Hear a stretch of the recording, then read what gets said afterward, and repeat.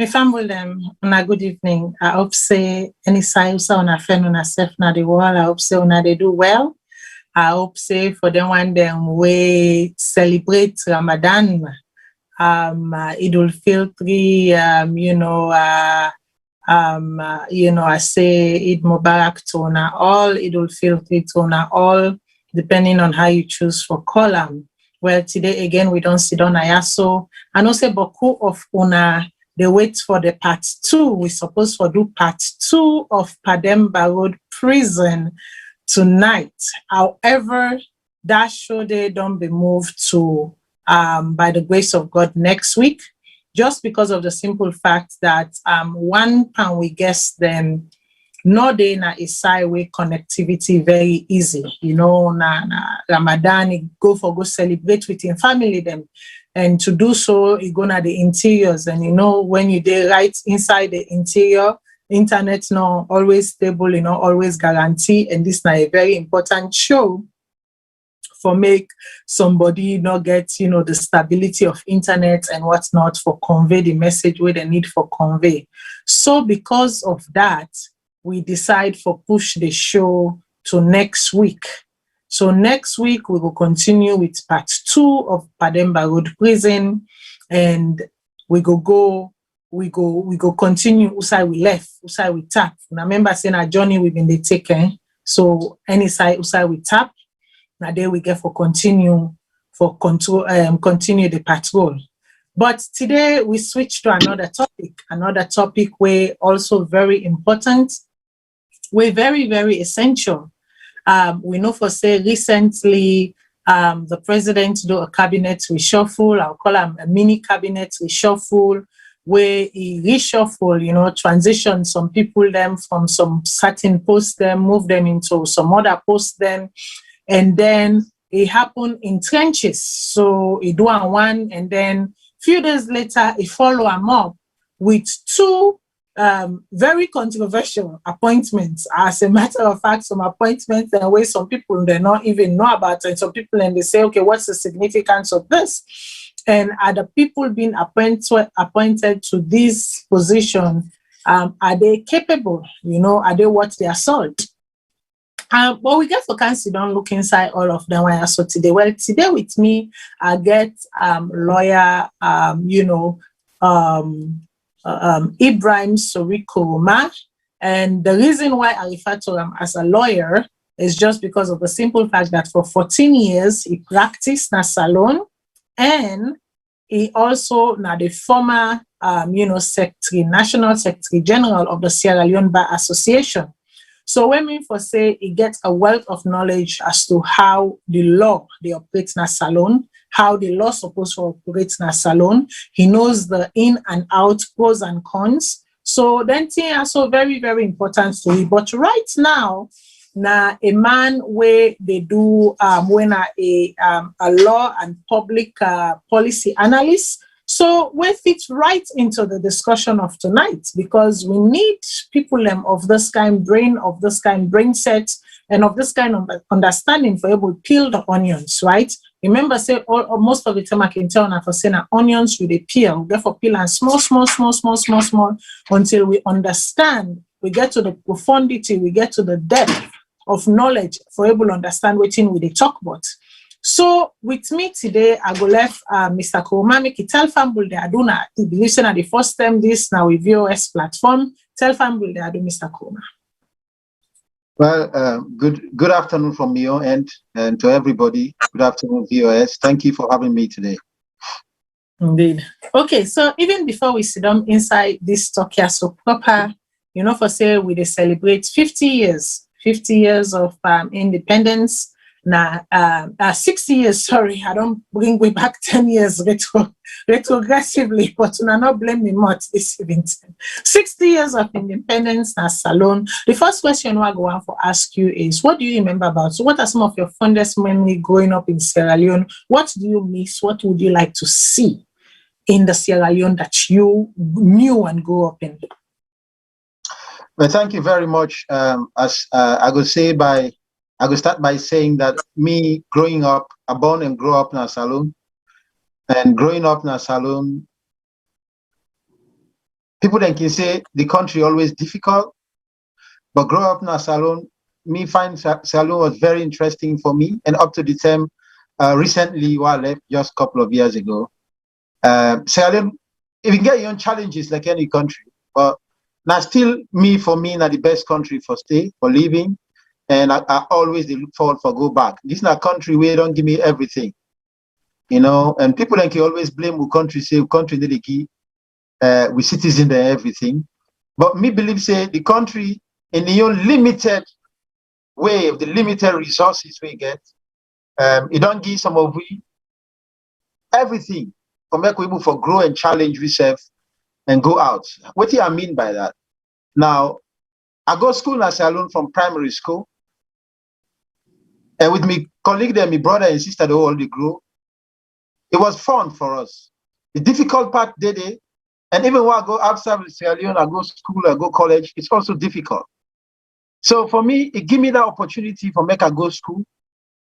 And I'm not going to one of the best or the most renowned primary schools in the country, but I graduated as one of the best pupils at the time. I go secondary school. It was not one of the most renowned secondary schools in the country, but I also graduated among the class of the best for the country at the time. I go University of Sierra Leone. People then can say the standards are falling, but also I graduated as one of the best at the time. I go to Sierra Leone Law School. So what you are the try for talking in essence now that as difficult as people then can say the country also offer we opportunity as young people, as young Sierra Leoneans, what able for offer we. So we apply ourselves and make the best out of them. So for me, it was good. I get friends from all over the country. I able for travel most of the country. As young as I was, I try for explore and try for do volunteering as well here and there, and try for gain experience here and there. So for me, not the best place for me. And I always look forward for go back to Salone and contribute. Even as I there, I still contribute to my country. So me not one of those people that will just commodity and then not contribute. Every day I they follow what they happen, give me your small advice, criticize, and ask people that wait for correct time. That small effort there, it go a long way for help transform and develop a country. That's what I'm doing. So for me, my memory about Sierra Leone, like a great country. For me, like the best place for live. We only need for do a lot more and try to be more patriotic. I think the problem, not patriotism. Sierra Leone gets everything that we need. We get human capital. We get the opportunities done there now for primary education. Primary education was there, but a lot of people the finance say they not be they get access to the resources. So what we have to do now is to open up those opportunities for young people, not for make opportunities they are available. We therefore open up schools in those villages and towns. We need more schools. Not to just say, well, the opportunity there. We need more schools. Not so everybody able for challenges. I'll give an example. Going up in primary school, me not to be number one. I probably number 2 or number 3. But I tell you, say somebody will not be number 1. As I talk so, not able to get the perseverance what I get. So all of those things they need for train young people for able for take advantage of opportunities that were available, not to just relying on somebody else. So mentorship and providing education opportunities for young people is very, very important, because leadership, we measure leadership by what leader they're able to transmit to the people and how people they feel say the leadership don't help them for grow in life, for develop, and for change and help themselves in the future. That it go a long way for measure how leaders them will be remembered after their time. Okay, so Salone are the best place for living at the world, even though with all of in challenges them, there's still an opportunity for growth, so long as you are provided with the enabling environment and you self apply yourself and push yourself. And also we need for make space for the young one them, create opportunities for the young one them, give them the education and let them fly, and provide opportunities for them. That's a very good take on your experience. Like you say, I wasn't always the brightest, but I applied myself. And because I apply myself, I get the result. Okay. So now me people I can flip this on its side a little bit. I will take them from the death penalty and then we will bring and can to the recent cabinet reshuffle. So Salone has always had the death penalty law in existence. There was a time when it was in dormancy. And then I remember at some point, the then former minister, I believe, of defense, he was Paulo Conte, went to Pademba Road prison, had the guillotine cleaned, had it in display in front of everyone. One of the questions where maybe Nigo, well, it's not a maybe, one of the questions that I will definitely ask him the day I have the opportunity to sit with him like I'm sitting with you now is that, looking back, was that the smartest decision? Was that the best decision that he could have made? Because there was a point where he himself, I don't ever think say he ever one day in life been feel say he could have possibly been a victim of his own application. He came close. But make we left that side for today and make we focus on waiting a call or win for human rights in Sierra Leone, especially in the face of where we know for say about a few weeks ago, a judge sentenced a woman to death, to the death penalty. I don't remember exactly in what province, but sentenced a woman to the death penalty for whatever reason. And that was an outcry. I said, okay, in this day and age, why, with everything we've been through, with all the bloodbath we have seen, with execution and death penalty, whether legal or illegal, whether justified or unjustified, why do we still have this? I believe people can live their lives and, and pay whatever cost they have to pay in serving long-term prison sentences or even labor instead of having the death penalty. But what does the death penalty means in terms, the elimination of the death penalty means? Because the past regime could have eliminated the death penalty.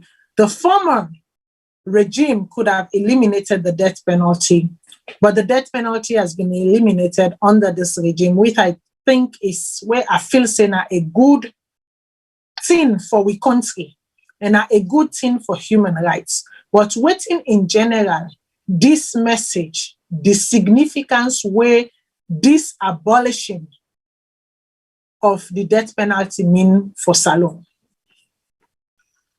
Thank you very much. I think say you don't raise a couple of issues. I would try for by dealing with the group them into two: the law side, the legal aspect, and then they come to the politics and the policy aspect of it. Yes. Now, I can always want to start by the law side. Now, death penalty don't they part of Salone law for God knows how long.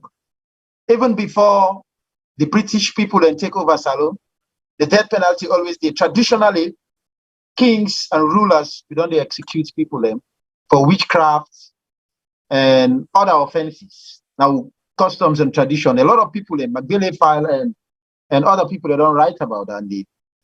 So, but in terms of how that they don't perpetuate, how it don't remain now law, a couple of things then did. Law, death penalty, first of all, now legal thing na Salone. Up to the time where they talk so.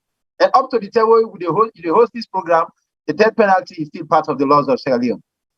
It has not been changed. It has not been abandoned. I want to set that clearly. Now, when you say death penalty, what do you mean? Death penalty, now a punishment, a form of punishment for a crime where you commit, where the punishment now that you for die. Anyhow you die, you die. But different law than in a Salone where govern what you talk about death penalty today. For example, the offenses them way under Salone law, we go able for where they suffer death penalty. Now four type of offenses. One, murder. If you kill person, the law say they kill you back. Two, treason. That means you take part for overthrow a legitimate government. Or if you take part, number three, if you take part in a mutiny, if you're a military officer, a mutiny where it results into some activity either for overthrow a state, the system, the entire government. Or four, under the laws of Sierra Leone, robbery with aggravation. So under those four circumstances, the law permits for make them kill the person who take part in that day. So, but all in all, that different statutes then. For example, at common law or under the Offenses Against the Persons Act, he gets murder when an offense. So it means say, and Salone law, not to just that way with Parliament pass. We lost them, some of we lost them come over from England by virtue of another legislation they call the Court Act. So we take some of them law and they were applied in England from 1st of January 1880 to present. So what you would try for talk in essence, the death penalty, not to say an illegal thing. And waiting power content they do, not to be illegal thing, because it was and is part of the laws of Sierra Leone. So what do it mean for make we get a law like that one day? Salone don't commit himself for a very long time, from the 1960s, 1963, 1967, to a lot of international agreements and conventions. For example, the International Covenant on Civil and Political Rights, Salone Bidong has still to her since 1963 or something like that. Yeah. And then the African Charter on Human and Political Rights, Salone has seen it from 1967 or so. So these commitments all don't make governments for those demands say it's necessary for me to remove this bad law now we books. Because we bad law them, they don't exist from 1960. For example, the Treason and State Offences Act in 1963, now all law. The Military Act, the Military Forces Act in 1961, you know, and the Criminal Procedure Act, where bring the mutiny as an offense in 1973. So all of them law there, now all law them, where Salone for don't see say, at the time where they commit themselves to international conventions and treaties, it was right to make them remove them. But then continue for the now we law books up to the time where they talk so. So what think government that's successive they don't begin they do. Now for treat the death penalty as a political instrument. Basically, for make what it did, whether they kill you or they kill you, you're afraid say you might be held liable for an offense, like for example, mutiny, if you're a soldier man, or treason or related offenses, if you're a civilian, you know, and then they execute you. Or they can just put die case, they say somebody don't die, they don't own you, say now you kill them for murder, and then you're convicted. And as I talk, you reference this now, one conviction recently. Last week, somebody was convicted in Salone for murder. And the law said, when they convict you for any of the offenses there, apart from the mutiny aspect, it's not murder, it's not treason, it's not robbery with aggravation. The judge gets a duty for pronounce in judgment say, you have been convicted of this offense and you shall be hanged by the rope by the neck until you die. So that pronouncement there, now it make the death penalty legal and it's part of the laws of Sierra Leone. But if you're a military man, they say the execution before die by firing squad. So in a nutshell, what are they talk for talk? Now that the death penalty, it don't remain part of we system We lost them. Customs and tradition for a long time. But we always get an opportunity, including this government.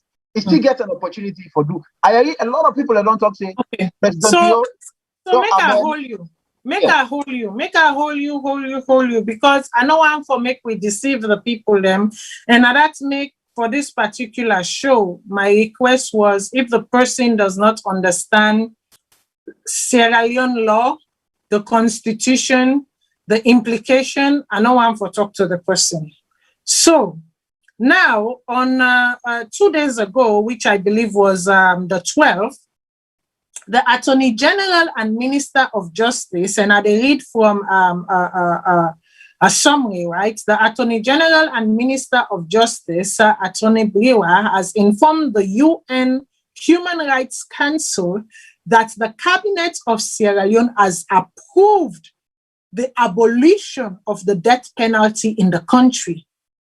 Yes. So if the cabinet don't approve them, I knew the talk say up till now, even while they do the show, so the death penalty still exists. Is it because it has not been approved by Parliament yet? That's why I want to make sure so we get unclear. Why are you still saying, even though they don't approve an cabinet when an administrative? So I guess because the legislative no go ahead yet for check the box now, that make you say even today someone can be found guilty of the death penalty. Is that it? Thank you very much. I mean, I think some of them discussions are very, very important because even professionals, even professionals get the same misconception where the majority of people, not a lawyer, get that because cabinet don't agree, say the death penalty for pull-up as part of the laws of Sierra Leone. So therefore, there will not be any death penalty. Then a wrong proposition when they talk about law. That could be a policy aspect of this government. And not forget, say, successive governments don't do similar or almost the same thing, but the law remained until President Bio comes. What do I mean by that? Now, the last time when they killed us in a Salone, now I think it was 1999, 2000, when Pakaba regime, and the last execute Sierra Leoneans under the laws they were just not highlight. From that 10 days, when they kill people there for treason, the state not officially killed anybody again. The state not officially killed anybody. So what's in that they tell me now that the new government will become after Pakaba. The last execution was done in 1998, yes. The 1998 execution have been for treason.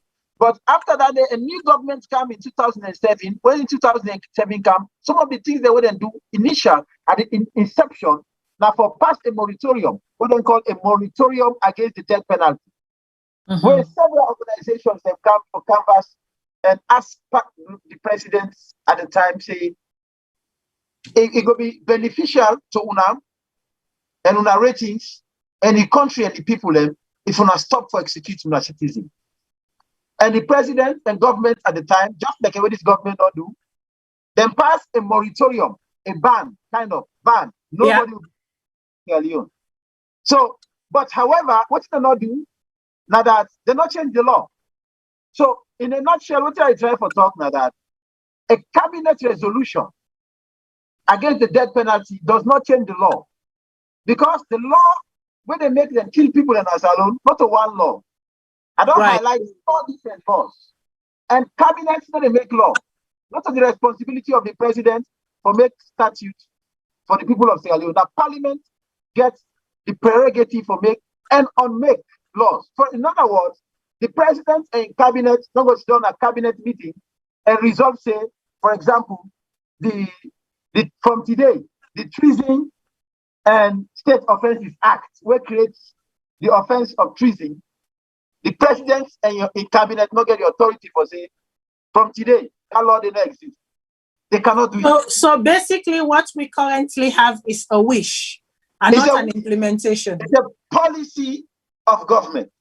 So let me divide the discussion into law and policy. What is the law talking about? Completely different thing from what is in the government. They can adopt a policy against not executing people. say we need to execute nobody from now on. The same thing like Anes Goma did. In Okola, a resolution, he said a moratorium against death penalty. But it doesn't change the law. Immediately, I look at the report when you read just now about the Attorney General statement. I watched and followed the meeting on the human rights report of Sierra Leone where the Attorney General made that declaration. And immediately after that, I tweeted that successive government, they don't do the same thing. They don't say similar statements, but doesn't change the law. And the Attorney General knows that a resolution of parliament, a resolution of cabinet does not change the law. So what they going to do now? They're going to ask parliament and put pressure on parliament for amending different lawyer with sanction or legalize the death penalty in Sierra Leone. Without that, it remains the same. After around the next government comes, they comply and they use the same law.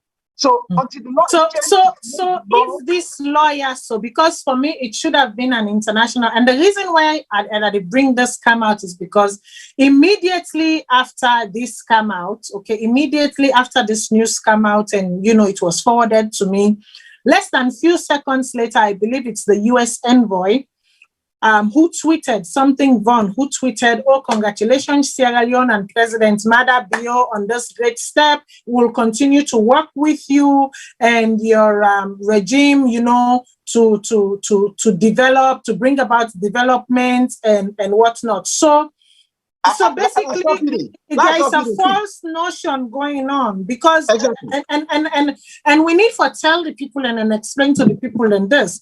Let us not be out there thinking, Sierra Leone is now part of the gang, of Sierra Leone is now part of, the boys that, gets this law, we don't abolish completely. Nobody they go through the death penalty way. As a matter of fact, because we deal with constitutional orders, we have 3 sections of government. Just because one section proposes something without the actual legislative body coming together and saying, yes, we put our stamp on this, and therefore it is reflective on the constitution, or pass an act or an amendment, we're not talking about anything. We are just beating a fanfare right now.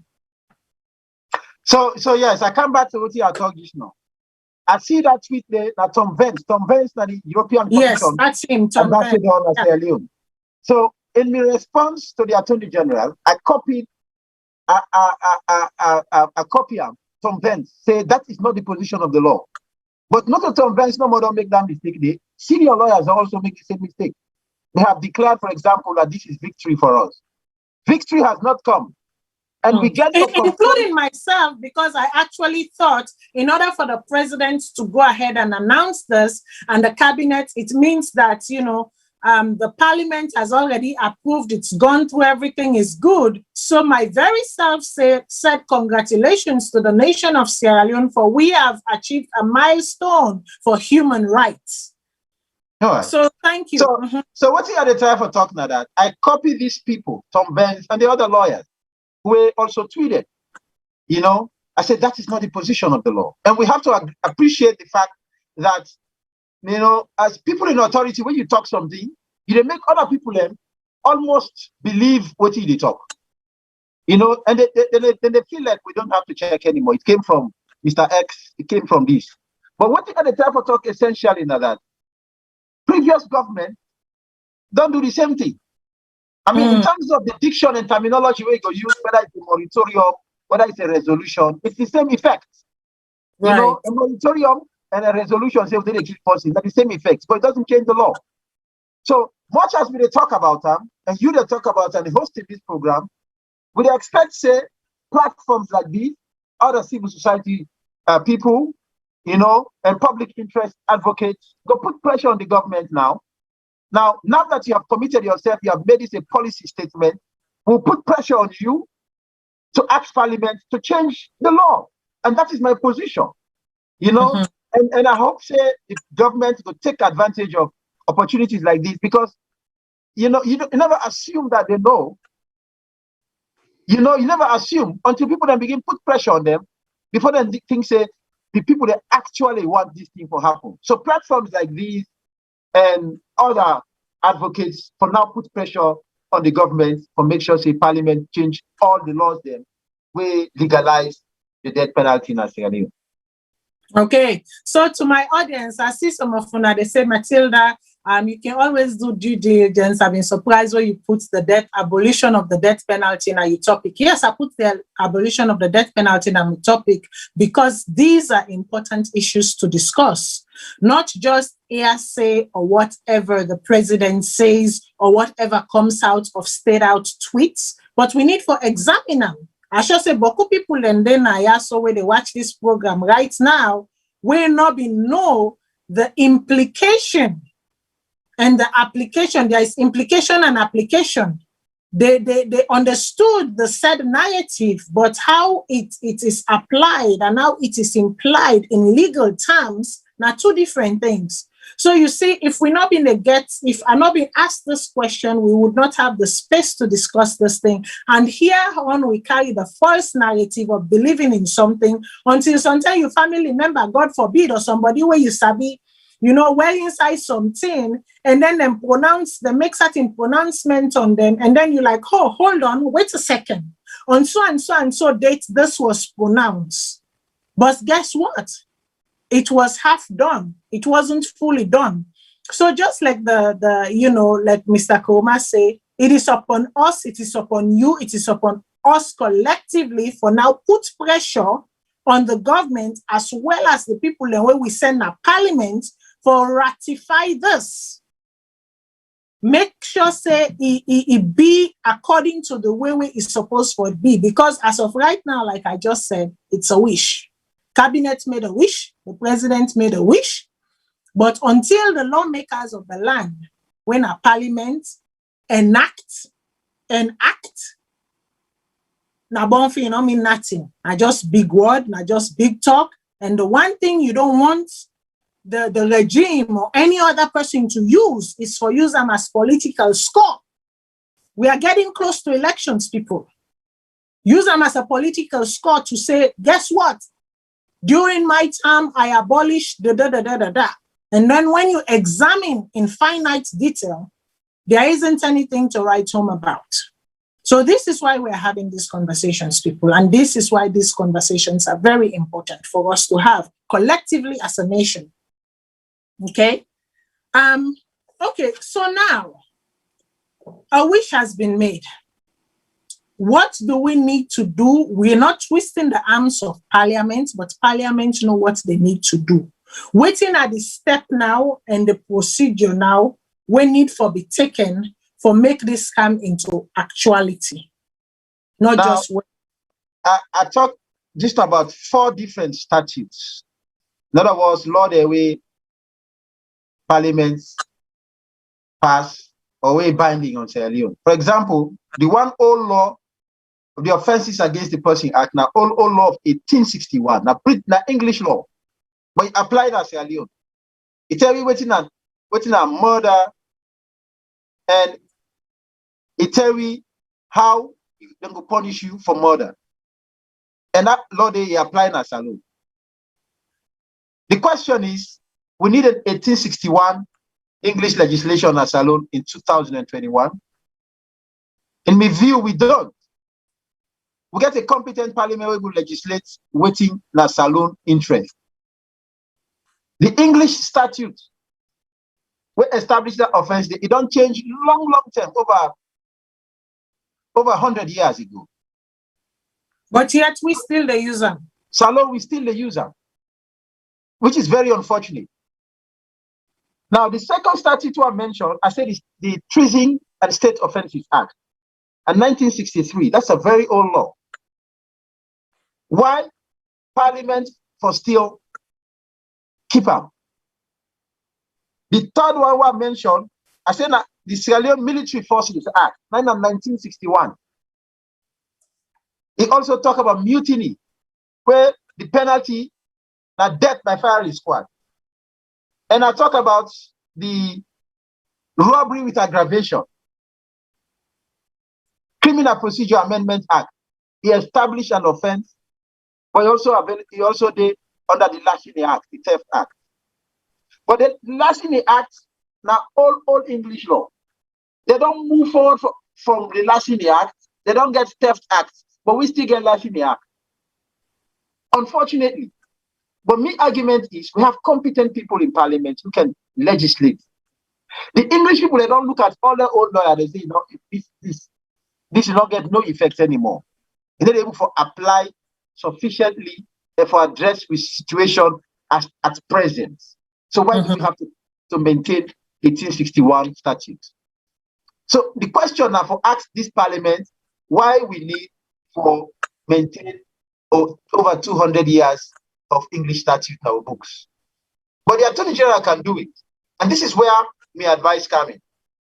What can government do? The president can authorize or instruct, whichever you choose, the Attorney General for make proposals for amend all 4 of these statutes immediately. Once he make the proposal, in the table of the parliament can look at it and discuss it. And once the parliament agree, then pass new statute, new law, is prescribing punishments for those 4 offenses and remove the death penalty and impose something else. That is how you change a legislation. You don't change a legislation by resolution. You know, by resolution of cabinet. Now parliament, then they change legislation. Now they get the power to make and unmake the law. So just for conclude and bring all of this together to your question, the next step, the president's instructing the Attorney General's office. The Attorney General's office get experts than me for drafts, new legislation or amendments to these legislations, and then parliament pass out. That is the way forward. Okay. Until then, we cannot say we don't have the death penalty. Okay, so there is a triangle responsibility here. Yes. And the triangle responsibility, one, now the president for request, second, now the Attorney General for act, and third, now Parliament for enact. Yes, that's the way. Okay, thank you very much. Okay, so people then, we then move on to the next topic. I think say we don't touch on this death penalty, the consequence waiting in mean usai we day, usai we not day, or usai we feel say we day when a day we not day, but usai we need for go, and how waiting we need for do for go day. Just before you move to the next one, I want to highlight a couple of things associated with the death penalty. Go ahead. Now, it's also very important for me to mention and get people there for discuss what are the effects, the repercussions of having a death penalty for the offenses they were don't mention, but also conversely, what are the effects and consequences for removing punishment for that offense there, where I don't highlight. Offense of murder. You say if you kill person now, then they kill you again. That is what it would mean. Number two, if you overthrow a government, or you take part for overthrow a government, you must overthrow that government. If you remove the death penalty, that means the law was now changed, they need to kill you again. Thirdly, if you're a military man, you take gun. You understand? Yeah. A mutiny against your state, the authority, they need to kill you again. That's what it means. Or robbery with aggravation. What is robbery with aggravation? I think I need for clarify. If you go for a thief person, you use arms and ammunition for thief, shoots. That's a robbery with aggravation. Go take somebody property without his consent by the means of weaponry. You understand? It means that if you remove the death penalty, those people would not be executed for those offenses anymore. True, so now, but can they do hard labor in place of execution? So that's the flip side. What we go prescribe now as punishment for those offenses? Now one. But don't forget also, apart from individuals committing offenses amongst themselves, the states always they commit offense against individuals in Salone. Okay, actually, you remind me of one more question I needed to ask before I move on. But go ahead, I'll let you finish. So we don't make a lot of talking. We don't do a lot of talking, a lot of assessments about how government they intimidate their citizens. Then they use the police, and they use the army, and then they use thugs, you know, against political parties, other political parties, but mostly in opposition, and other institutions or groups where not support government of the day. As an example, we don't see reports don't come out of killings, excessive use of excessive force against civilian population, you know, extrajudicial killing. We mean say not to court say and kill you. You know, even they not even fall under this category. But people have done that in different places. People that die in different places, not to court order. So if there's an extrajudicial killing, like killing where court no sanction at all. But those reports are also available. So what is the punishment for those people? So do we say because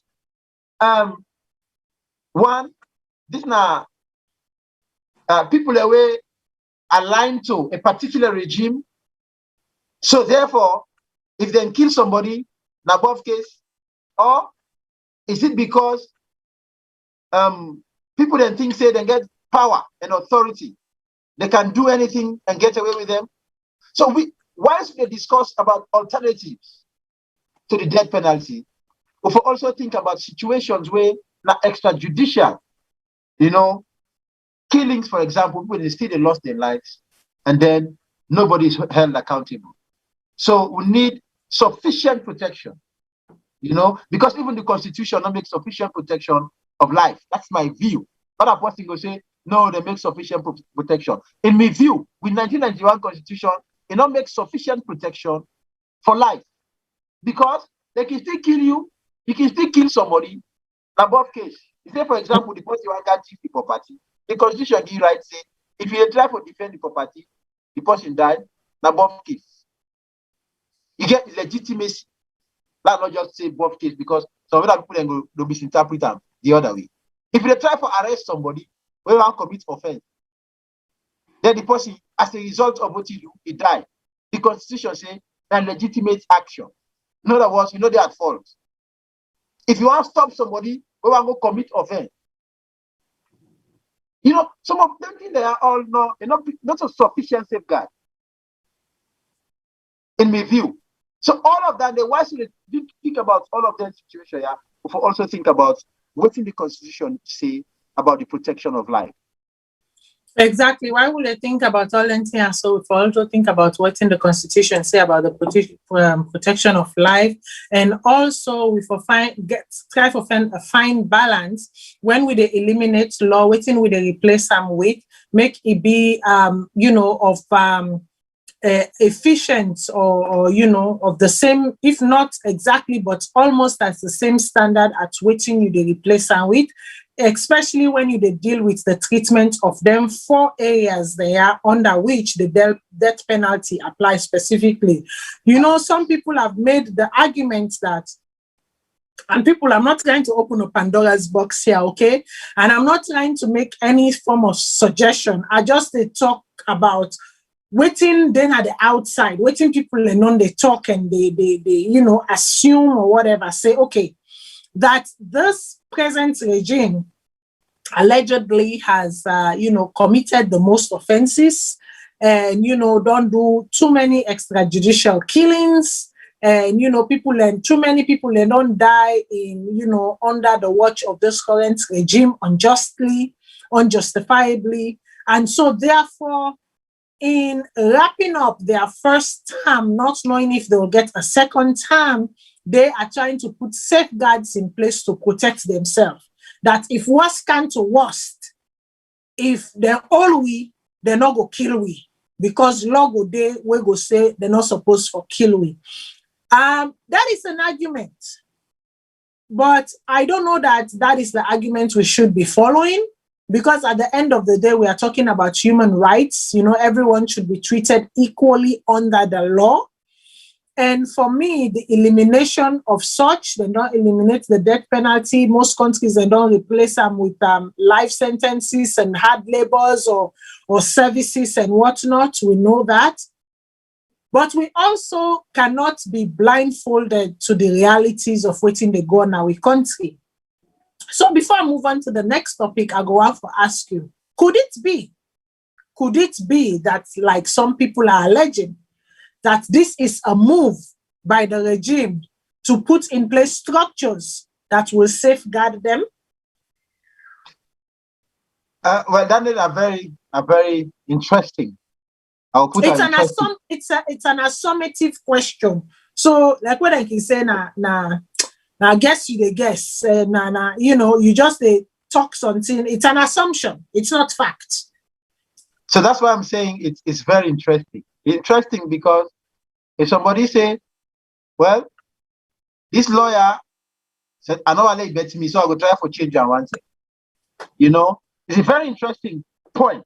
But I want to limit my discussion to what I understand. Me not let for do postulations. Yeah. And I begin to look into waiting. I know how to look into somebody in mind.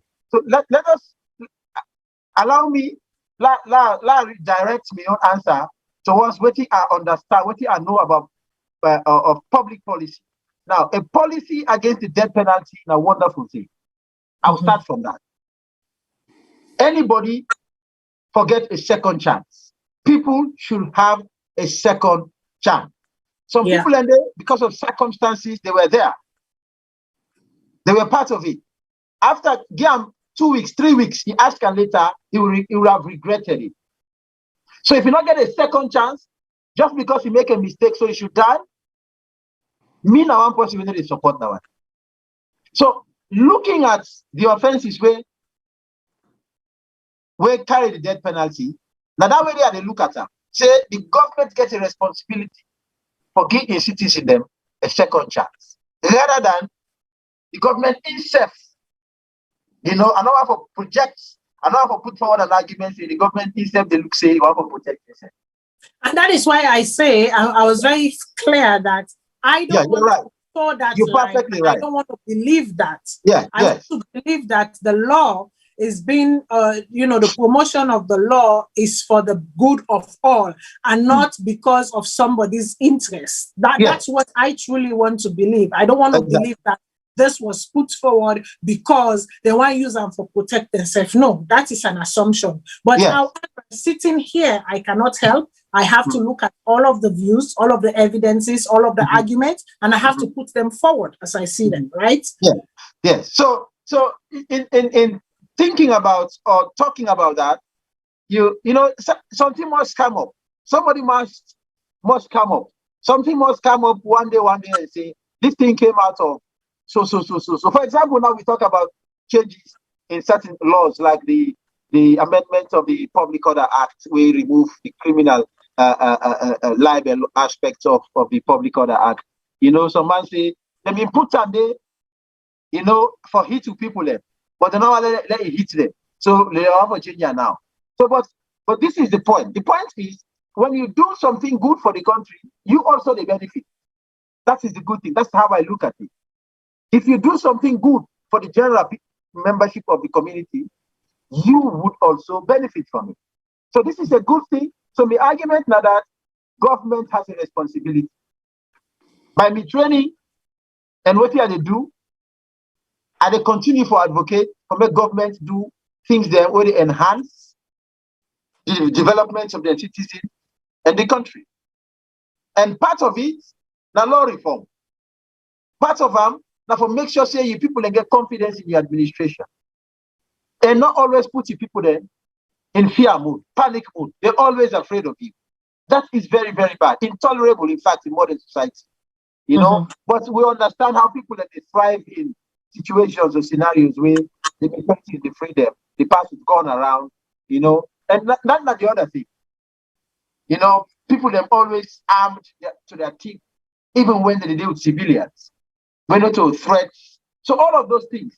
So governments make them put themselves in a position where they acknowledge that what we are doing is for the benefit, not for ourselves only, but for the general membership of the community, for the entire country.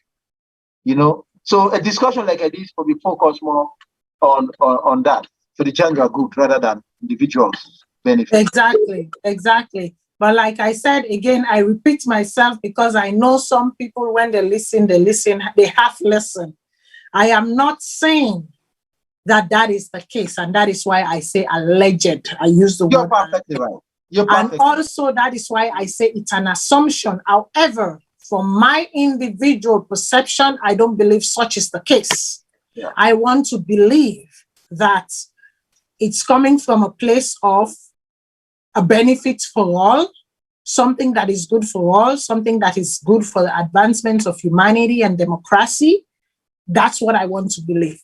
But before we move into the next topic, I'll open the phone line. The phone lines are open. It's a 2 minutes tonight because we have quite a bit to cover on the next topic. It's a 2 minutes phone tonight. I'll open the phone line for a few minutes and then we move to the next topic. So I'll give me guests some time also for drink some kolwata. Caller, waiting at your name and also you call from. Hello, Martinda. This is Umaro, they call from Switzerland. Yes, go ahead, Mr. Umar. Okay. This some of you can talk about bad politicians. What it happened, the government, they just use that as a scapegoat during the time when they present. Because they see and say, they tell them for go present this we international human rights program na this place in Geneva. Yeah? The government knock out enough substance, and you see the US, Sweden, and most of the big nations that condemn the government, what they go on the police violence. So that now just a statement where the Attorney General come up with, at least for ease the tension where they may get on that day.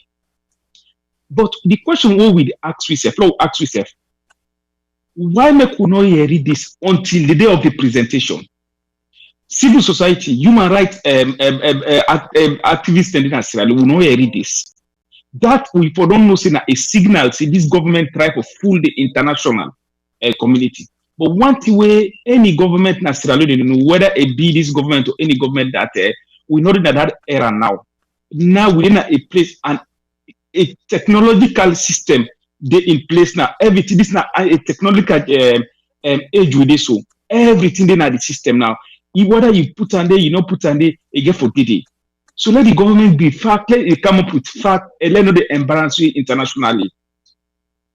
What it happens on an international embarrassment, we get a lot of things the way the government for don't come with. We not to this because this law for all we care, this law we don't die. Now make way Paulo Kautar not even encourage them. During the time of APC, they kill somebody. One man killed somebody in Alunge. We know how that case they passed. The woman didn't have Pademba road up to now. They're not executor. So this case don't die. We want to concentrate on waiting them a voice, waiting the High Commission for USB mention when at the police brutality, when they handle how them for contain that. Now that will also. But then just try to sweep off the people's attention on the major issues with this. All we know this until you go to Parliament. Until they discuss in a parliament, the law still in place. So what Mr. Ibrahim they talk, yes, Mr. Kamara, you get right. The law still in place. And let the government let for fool the people. We need to take any more fool this time around. Then likely we get our other resource because technology don't improve. Thank you very much. Okay, thank you very much, Mr. Omar.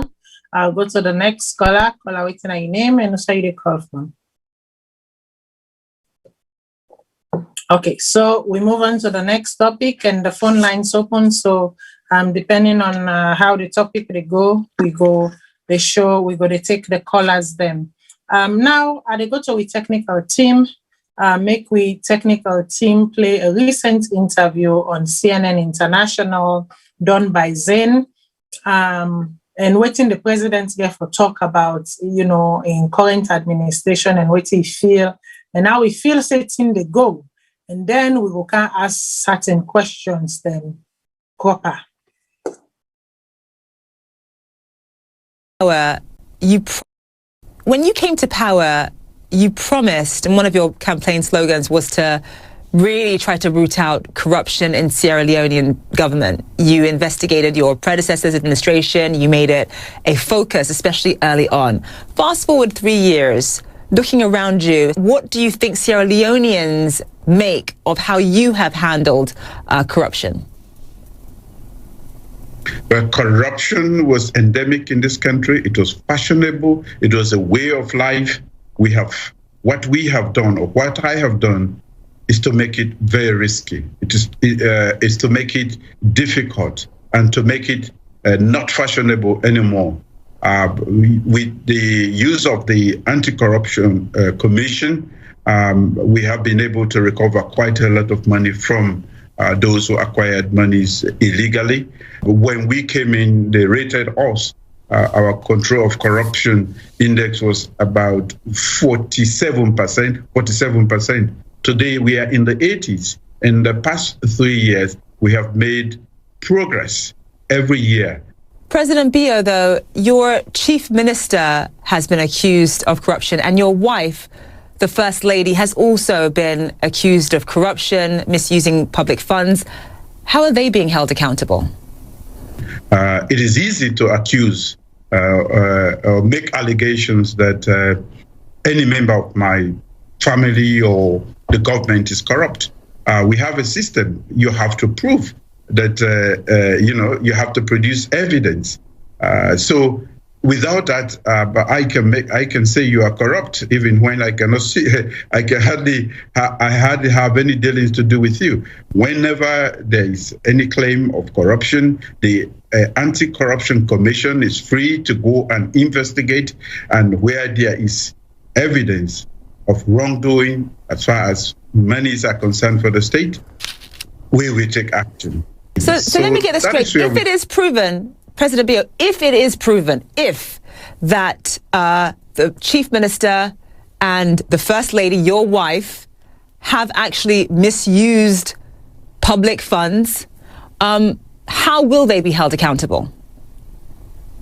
Well, there's a prescription for whatever happens. If that is the case, and it's proven in a court of law or by the commission, they either ask to pay for it, or there are different forms of punishment for that, and they will have to. On top of that, you recently hired a brand new finance minister who was accused of long-standing corruption in the previous administration. What message does that send to Sierra Leoneans? Again, you've used the word accused, and he has had to go through a very long legal process to prove that he is not guilty. So, like I said earlier, it is easier. Anybody can make such claims, outlandish claims, or that the other person is corrupt. But we are a law-abiding country, and we go through the entire length to make sure that when claims or allegations are made, we prove them in a court of law, and then we take the necessary actions. So, people, excuse me, my device is running pretty low on battery. So we'll have to take a quick commercial break and come on and continue on. I am very, very sorry about this. I've really tried to get it charging quickly, but sometimes technology beats me, and now you can hear me, but you cannot see me. But I know that in order for you all to get benefits, sometimes, most of the time, you like to see my face, see my facial expression. So please bear with me. We'll take a quick commercial break and we'll come back right back. Thank you.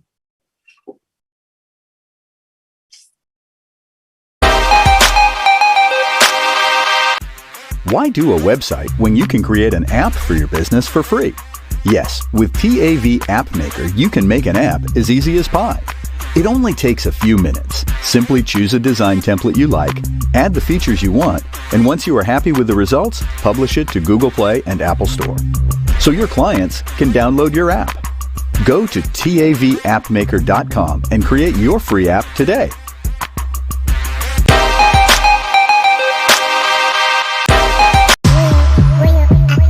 Agenda. Super people agenda. That's why agenda. Megaton agenda. Agenda. Home with the agenda. Election agenda. That's it. That. Girl, your body know the lie. Girl, you make me realize I get my toty fishy blind. For your sake, I get my Dubai. Girl, your body know the lie. Girl, you make me realize I get my toty fishy blind. For your sake, I get my Dubai. Girl, for your sake, I go do bad. Anything I can do for this love, yeah. Loving you, treating you like an husband. Baby girl, for your love, I go run town. Come to me. Shake up the boom boom, wine for me. See us the thing go one story. Tell my love for you, no story. Me I go walk, I go letter. Me I go spend for you fair. And I go put for you pepper. Give me love like I get that. I wanna take you to mama. I wanna be your piano. I go sweetie bonita. Give me something to nana. Girl, your body know the lie. Girl, you make me realize I get my toty fishy blind. For your sake, I get my Dubai. Girl, your body know the lie. Girl, you make me realize I get my toty fishy blind. For your sake, I get my Dubai.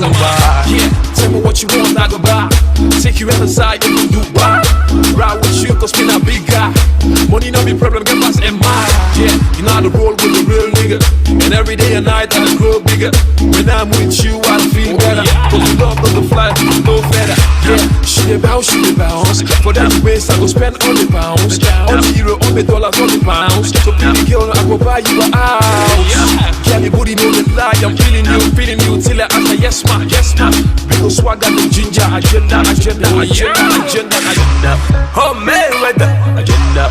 Election agenda. That's it. Agenda. Girl, your body know the lie. Girl, you make me realize I get my toty fishy blind. For your sake, I get my Dubai. Girl, your body know the lie.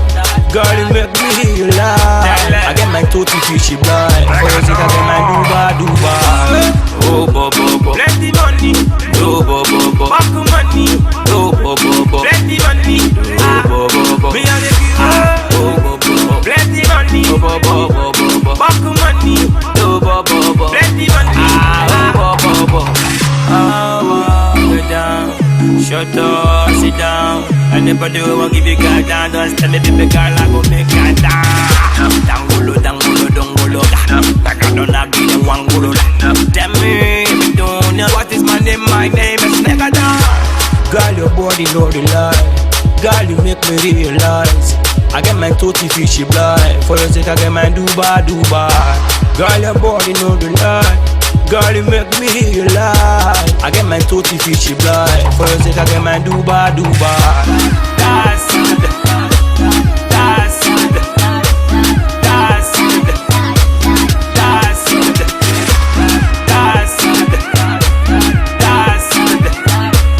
Home with the election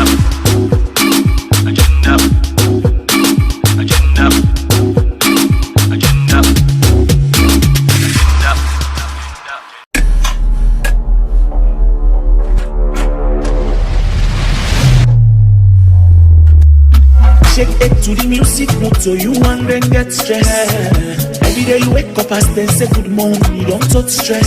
That now for we back where wake up, sleep and wake now by God in power. How the government they mess up, and so mentally we they messed up. Hey, the woman then they act up, then say all the man then they effort. Man then they act up, then say the money business now not so calo. If you don't get a nice, you are feeling what I'm feeling.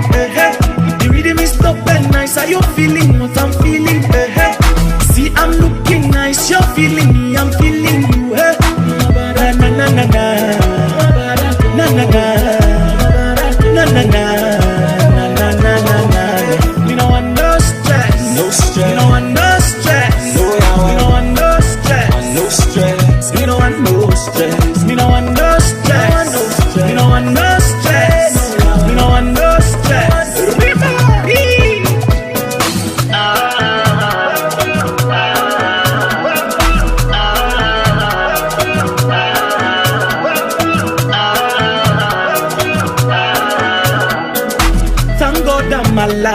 yeah. See me, everybody control your stress. Hey, package jam, hey, social media a mess. But we did they nevertheless. Can't they no more with you like rabu. You go meet me, yo. Kaya no more with you rikishi. You go meet me, yo. If you say that you ain't confused, are they out with me, yo? But it's not so you hungry and get stressed. Now my side must be on. From when man born canary wall, same old stress. If you don't get a nice, you are feeling what I'm feeling. You really miss up and nice, are you feeling what I'm feeling? See, I'm looking nice, you're feeling me, I'm feeling you. Na na na na na, na na na, na na na. You know I no stress, no stress. You know I no stress, you know I no stress, no stress. You know I no stress, you know I no stress, you know I no stress, you know I no stress. Hey, hey, hey, hey, hey.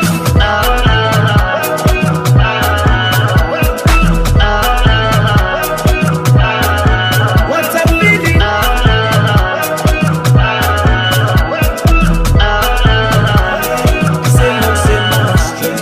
I didn't know me corner, they do me.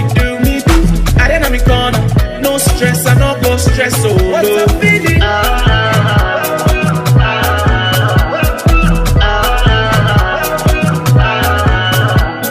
Village oh, every day now me pop guitar on shama. What's up, feeling?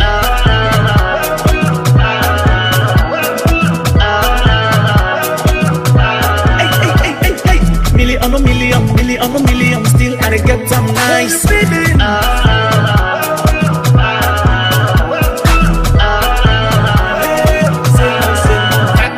See if you don't get a nice, you are feeling what I'm feeling. You really missed up and nice, are you feeling what I'm feeling? See I'm looking nice, you're feeling me, I'm feeling you. Na na na na na, na na na, na na na. You know I no stress, you know I no stress, no stress. You know I no stress, you know I no stress, you know I no stress, you know I no stress. Say more,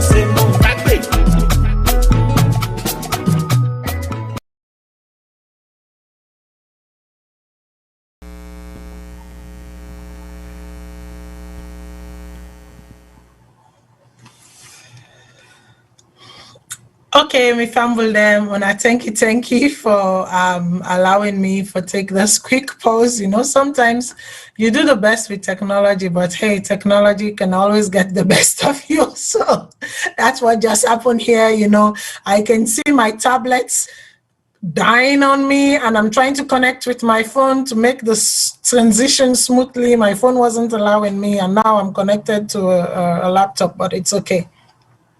The show must go on, right? I always say the show must go on regardless.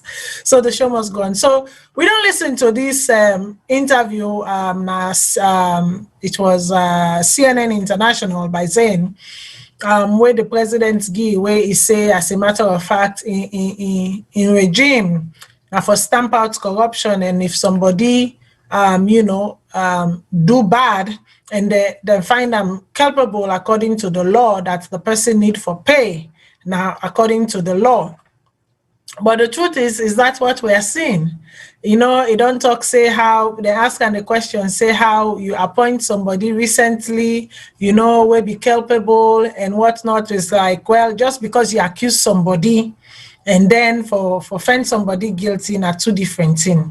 So waiting around, first of all, even before we dig deeper into the issue, into the question where I get for this recent cabinet reshuffle, and mainly I get for look at two positions, then two positions, them one, and then this one way all more water past the other. Waiting in a make the first position, obviously, where we get for look at, now the one from Mrs. Nabila F. Chinis, where now been the former Minister of International Affairs. And then they move and accommodate, then put on a regional minister, Western region, and they say of cabinet rank. this one and you and who no one day it's of cabinet rank.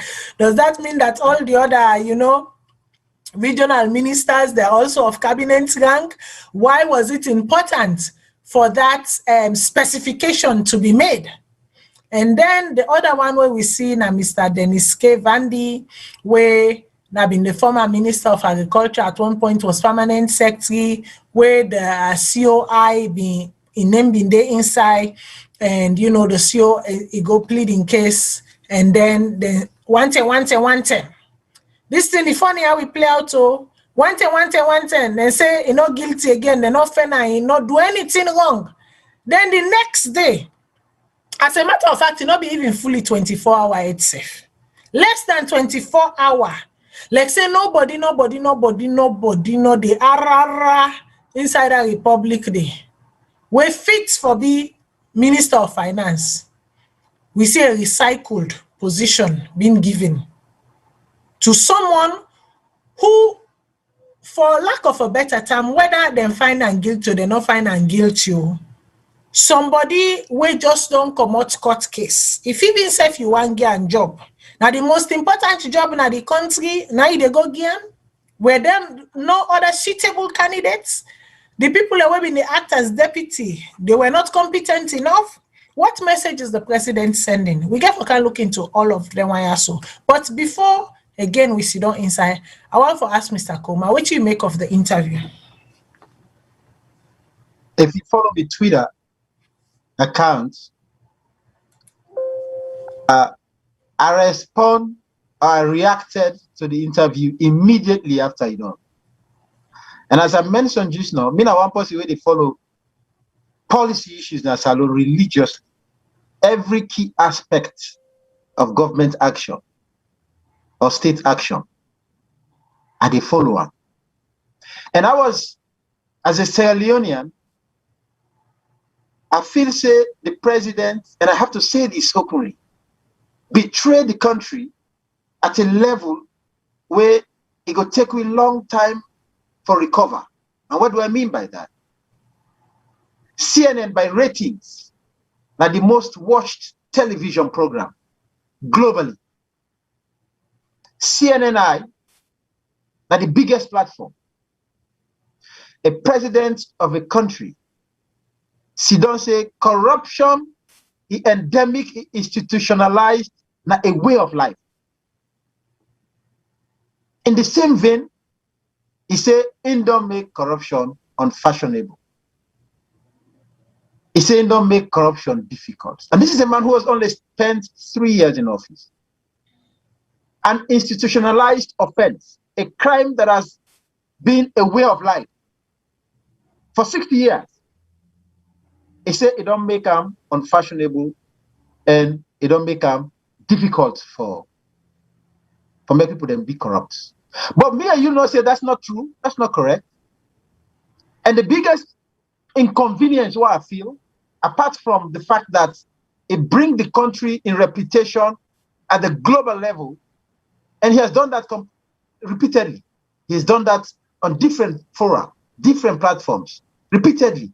And what they do, it dent with credentials as they go along. And this we in a country where we rely on people that come up from outside. We don't have businessmen. In other words, we are sourcing for businessmen out of the country. We're always looking for outsiders to come to our country.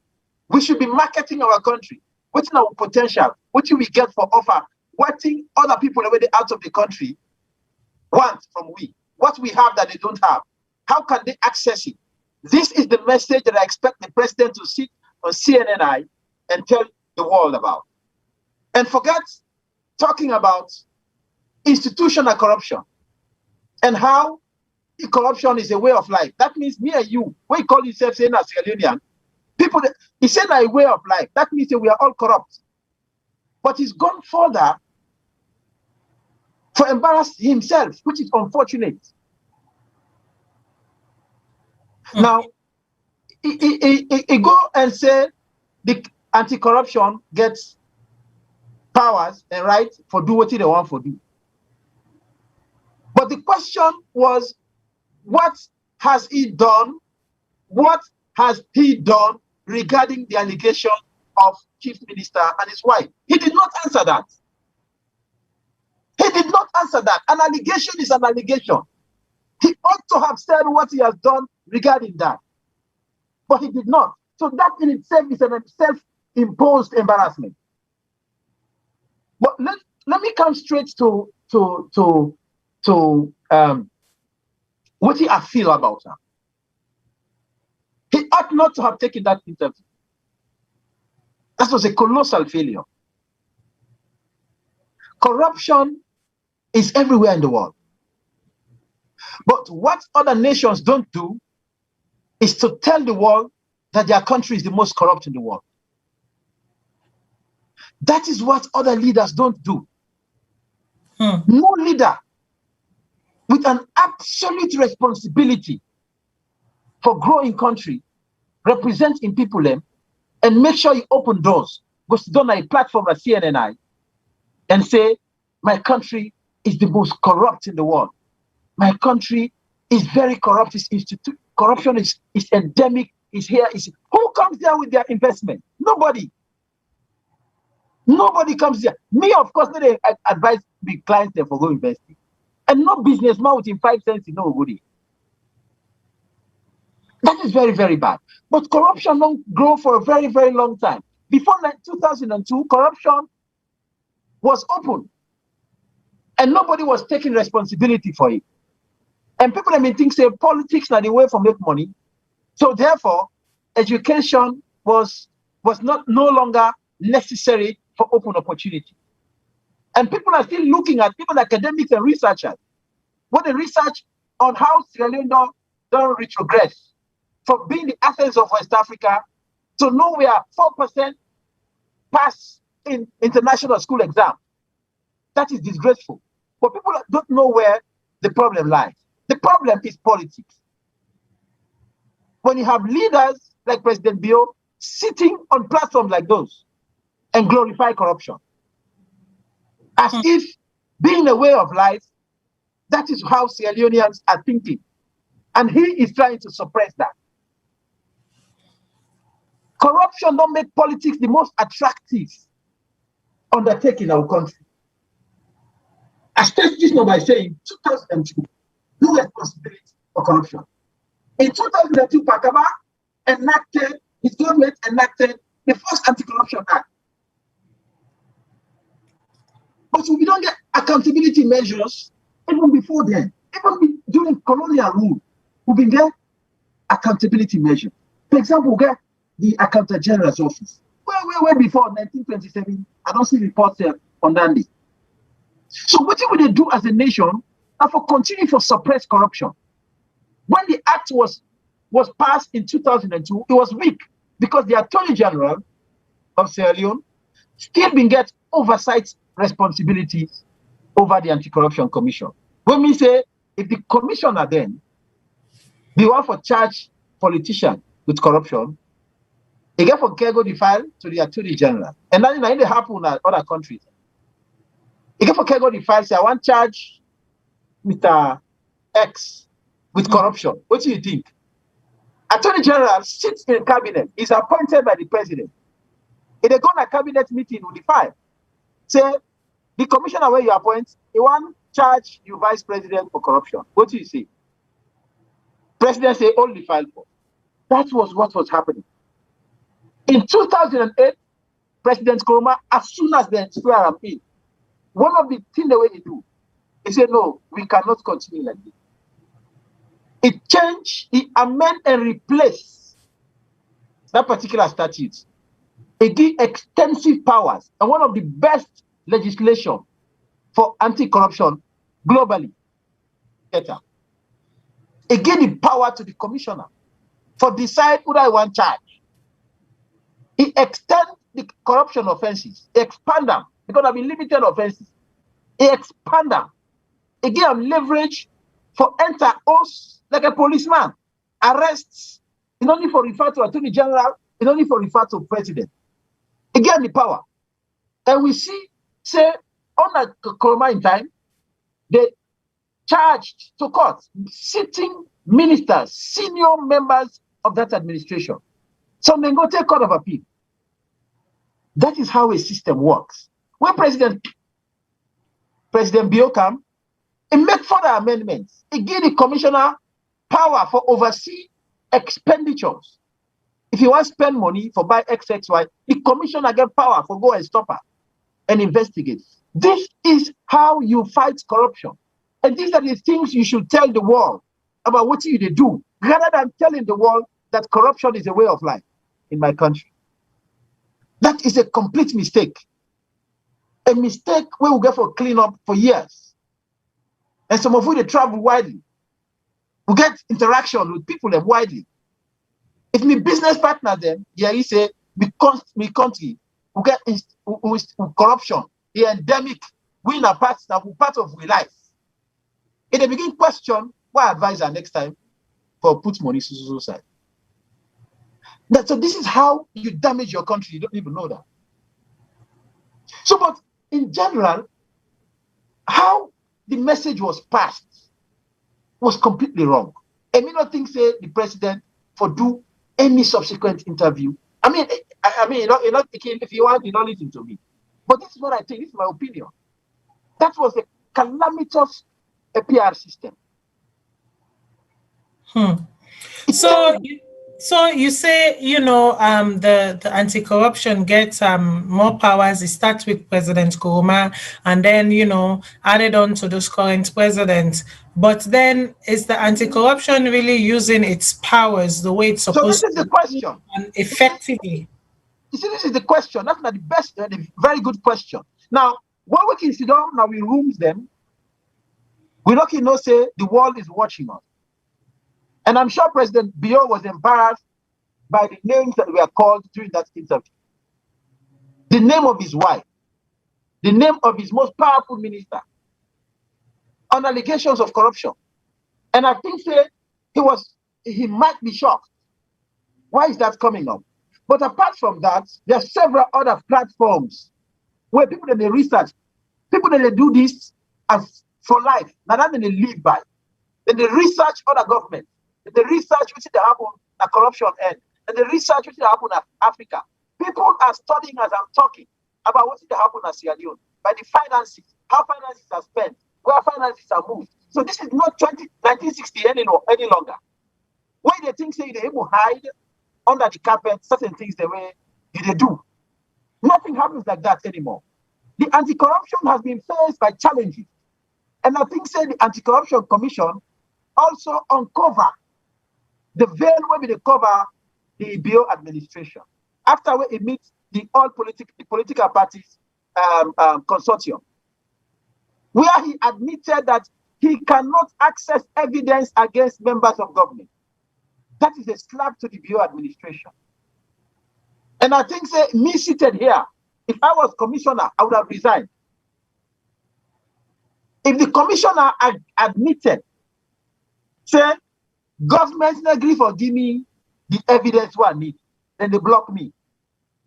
That means the government does not want you to function. That is what it means. I read the report. It's even ironical when you say this question, say the Anti-Corruption Commissioner admitting that government not give evidence to or access to the evidence than we need in order for prosecute.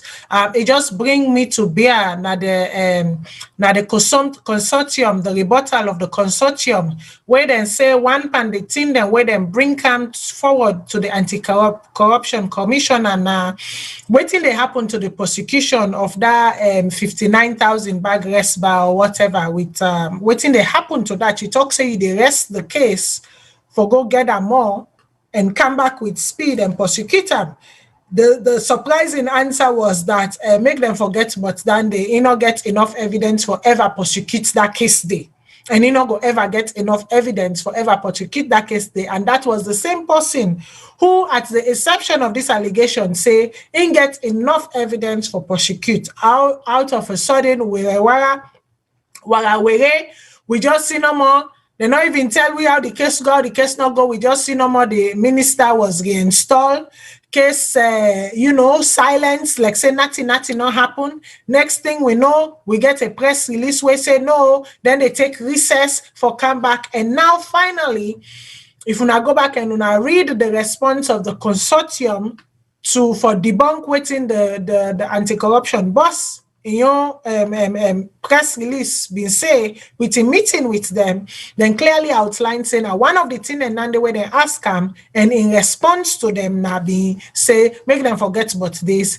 He no go ever go back to that case day because he no go ever get sufficient evidence. So while speaking of access to evidence, he no go ever get sufficient evidence for revisit the case. And he also go ahead for also talk say how when they ask him about the publication of the Africanist press, if they are not sufficient evidence, if they are not evidential, he say yes, he no go deny say they are not evidence, and the evidence are not true. But however, what he go say, so long as a money spent for the purpose, then there is no crime committed. That is your anti-corruption, people.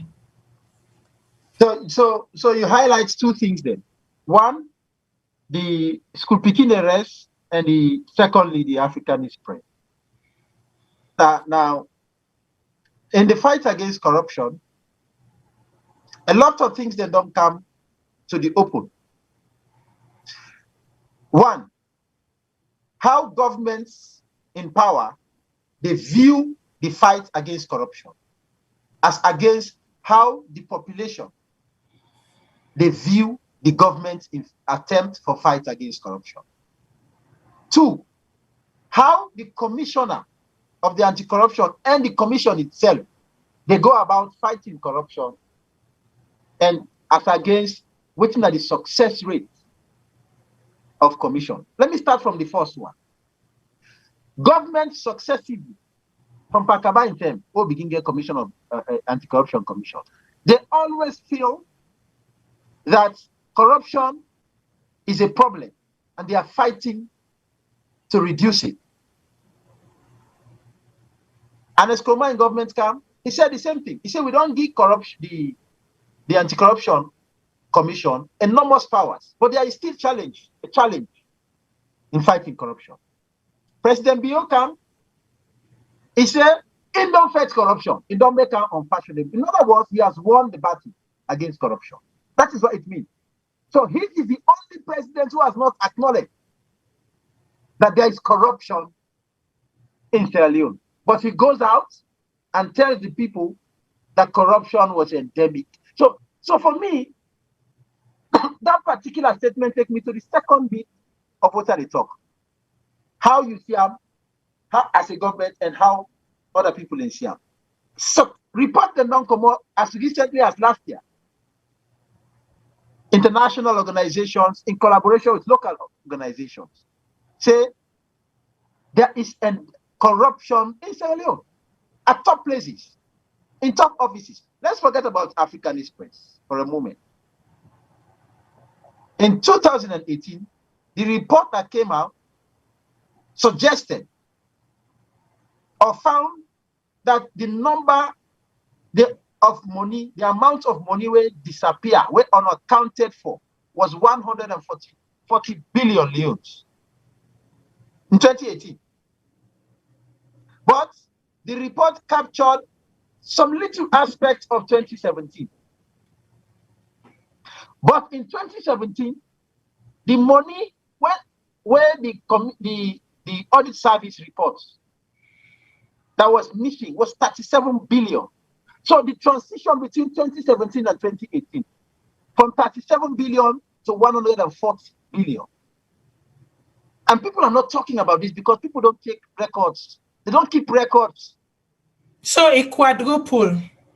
So if you see the gap between 2017 audit report and 2018 audit report, the organization where they deal with, the NGO where they deal with finances and transparency in Salone, they were shocked. They call them ban. They were shocked because they were thinking that the country be done a progress, reducing wastage and unaccountability for public funds. But the fact that the money moved from 37 to 140, that was a big shock. But in 2019, the number even go further. From 20 from 140 to 172. And the 172 not cover the whole of 2019. It cover only aspects of 2018, sorry, and it not cover the coronavirus. It only cover coronavirus for 3 months. Right. And that 3-month report of coronavirus funds alone, that 92 billion I miss. So if you put all of those figures together and you put them as against what President Biode talk about corruption, how he has made it unfashionable and difficult, me and you go disagree with them completely. But before that, there were attempts by governments and the Bio administration for also take money physically from the country. They introduced 2 legislations. And people are not talking about this. And this is what some of we they feel pain about. Sierra Leoneans don't talk about things that are actually pertinent to them. The president in government introduced a statute for legitimize your expenditure without accounting to parliament. There is nowhere in the world, we don't search nowhere in the world where a president, his vice president, and the speaker of parliament gets authority for spending public money without accounting for it. They attempted to do that. They agreed in cabinet. They asked the Attorney General for draft statute, and they took it to parliament. Parliament actually agreed with them initially. Until some of I wrote a piece on that and published it. Now we all been enjoying Panda Fair today. We all drank Koliko. And then it became topical. People discussed, and then they withdrew it. But secondly, when coronavirus break out in Salone, the president introduced a second legislation. For establish a directorate, when you appoint the director, and the director will get power for spend anyhow. In other words, the president gets right for spend anyhow, because the director only accountable to the president. No parliament, nobody else. So when you take these two together, these 2 statutes together, and the audit reports alone, then 2 things in the it final say the fight against corruption now it don't institutionalize. Now it don't take grip at the country. And it's pathetic for the people of Sierra Leone, because as we hear reports now, things are more difficult now than they have ever been. Wow. See, I think as they have ever been. The exchange rate is higher as it has never been. Please don't talk about the exchange rate. My pockets don't feel, and then 2-3 days there for send money in a Salone, I beg. So when you put all of these things together, it's a serious problem back for the country. So we expected the president going out and telling business people, other people who are interested to come and do business in Sierra Leone, that we have opportunities for you. We have a platform that you make money, but also employ our people. We have a problem of joblessness. We have a problem of managing our own resources because we have so many of them, but we don't know how to harvest them. We invite you to come and help us do it together. You make money and you give us money as well to help our people. That is what the government's statement should be. Not telling people how corrupt the country. Not telling people how corruption is a way of life. I'm not telling people that you get away, the anti-corruption get away for doing their own thing, but you know they empower the anti-corruption for do the thing the way the law give them for do, right for do. That's a very serious one. It's a contradiction here and there. And I think say after the president talk back, we don't talk on and go back to the State House, the one that will have patriotic people who get open mind, liberal mind. They go down and say this is a calamitous mistake. We ought not have taken this interview. Indeed. The reason why I say no, I know say I talk and jokingly say not talk about the leons, the value of the leons, but that's something we'll get into not today, another time, because at the town hall, I remember one of the questions Umar Ufofana posed to the president is that do you think I don't even think it was a do you think, the question was why is our leons in free fall, and the president was like, who gave you this idea? The leons is not in free fall, our leons is more stronger than ever before. Those were his response. And because I don't want to say verbatim waiting is say, when we get the tape and we do that show, they are go bring and come, but make we move on.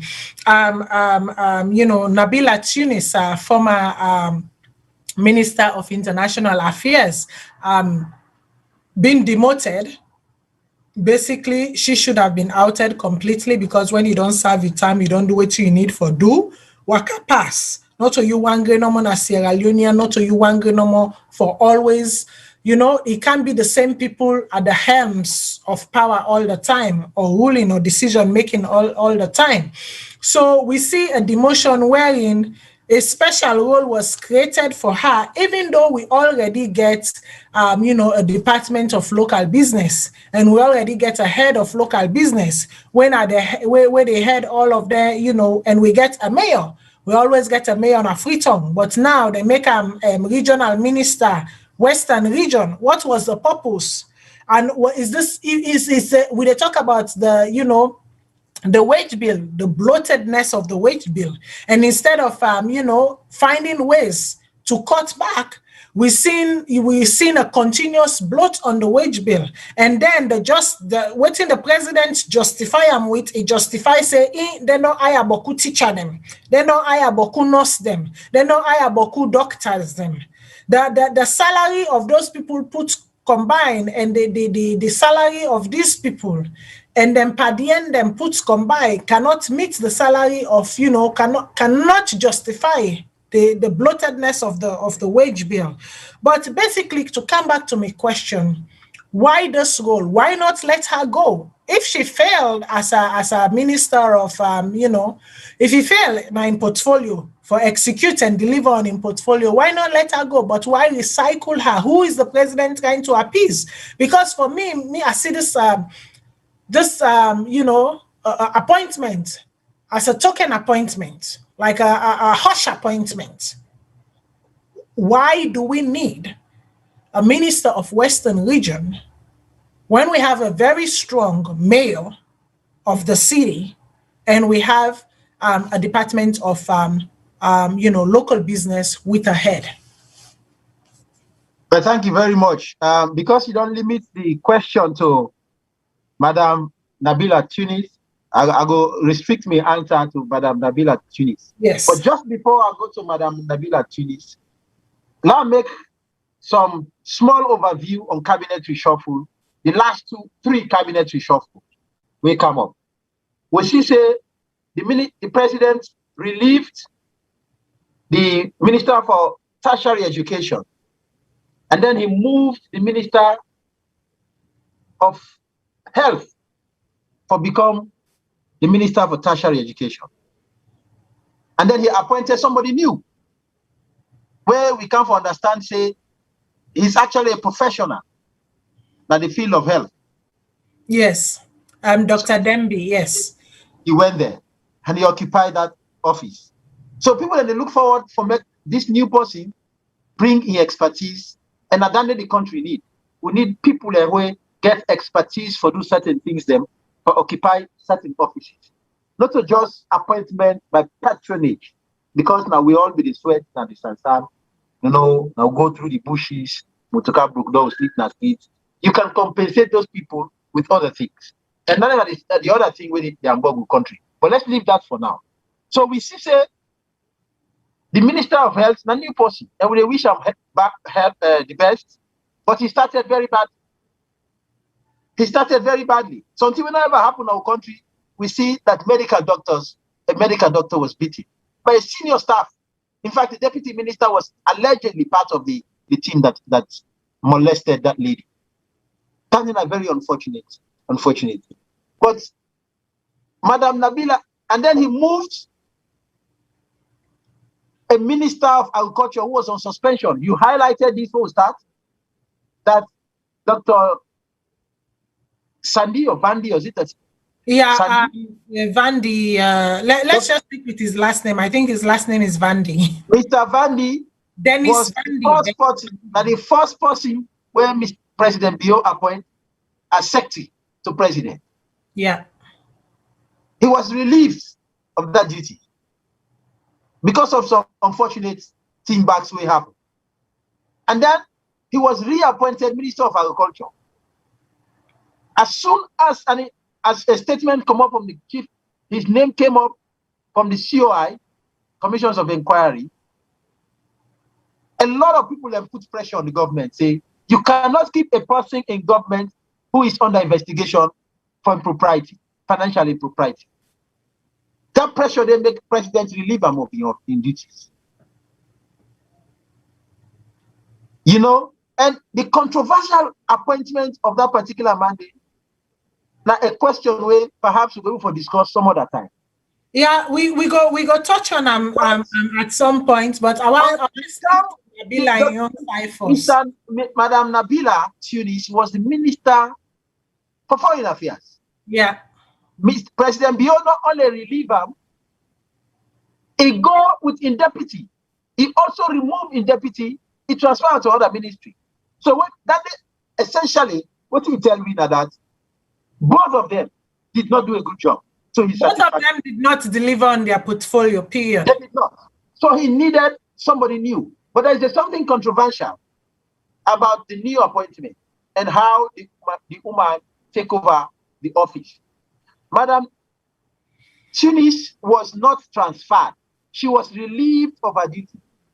Right. What do I mean by that? When they transfer somebody, a president transfers his cabinet. He gets rights for appoint, who I want for appoint. The constitution gives that right. But when they transfer somebody, you the name in the list where they pull, say they pull you come out. You the name the new designation where they get. Madam Nabila was never transferred from the Ministry of Finance and Foreign Affairs to the Western area as minister for that region.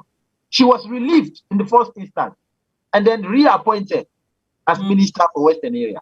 What does that mean? So basically, make we put up in plain English. When you say relieve, they confuse people. She was fired. Then she was fired.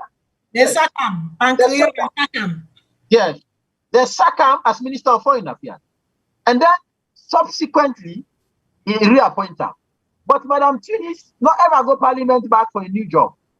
Mm-hmm. And as she done here, they asked myself, what are opposition parties? I reached out to a couple of them, members of parliament. They say they are still waiting for the woman to come to parliament. How can the woman take another appointment without going for parliamentary approval? That's right. Nothing other is with law. We say, if you don't serve as minister before, you know they go back to parliament. There is nothing which says that. When they don't sack you down, you are done.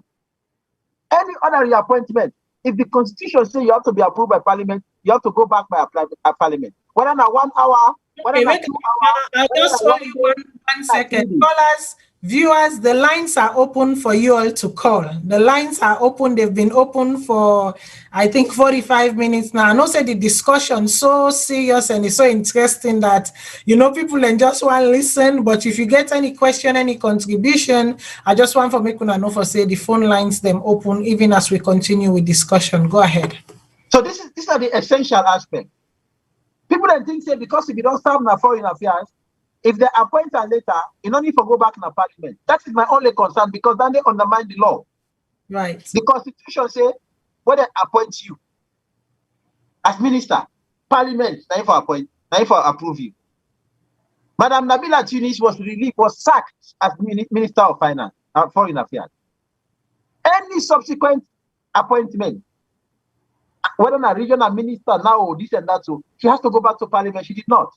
So, in coming straight to your question whether it was necessary or it was not necessary, me not see anything in the law where say President Bio not get the power or appoint a minister for Western area. There's nothing in the law.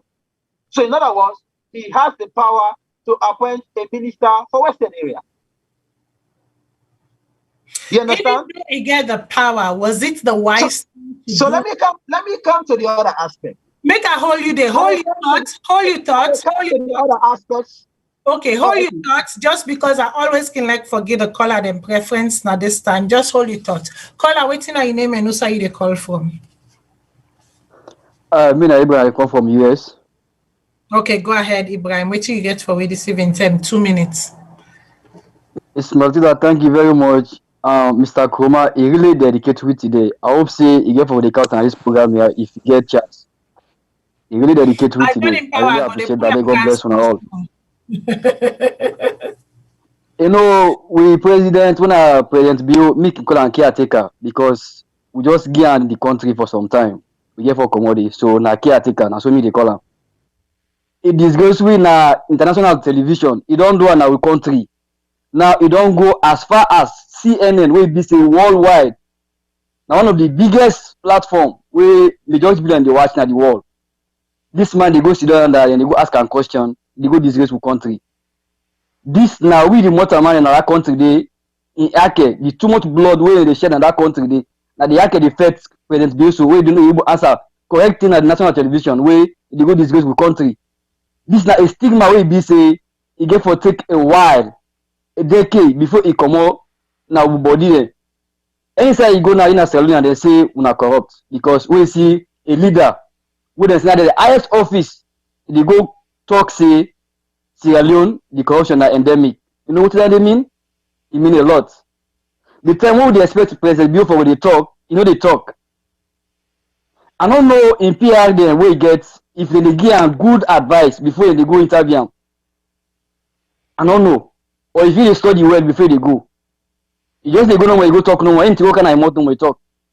But the last time he say not to flippant president will be say talk anyhow. But you know he talks so no more. He tell you that short time when they talk, we expect say they talk something was sensible. But if they go sit down international television, they go say Sierra Leone, the corruption are fashionable. Don't can just 3 years, he say it don't make it difficult. Then I disagree with him. You know, and the cabinet the reshuffle, Ms. Naliba Tunis, at first, old President Bioka in power 2018, I think say now the Minister of Economic Development, something like that. I think he served there for a couple of months, if my memory recall me. He come out there, they put her Foreign Affairs Minister. If you don't manage it, if you may do well, now more have the leg, I'll be like as you see no more, they see the dramatic of this woman. So I don't know what thing go wrong with them pull her under. If they pull her under, they not get another side of office and they go create new office, they want to suppress the mayor. They not get for work. No matter anyhow they do, free-term mayor, they not get forever get them for SLBP. Then they no matter anyhow they do, they not get for able to change the will of the people. Thank you very much, and God bless my Salone. Okay, thank you very much, caller. I'll go to the next caller. Caller, what's your name and who say you the call from?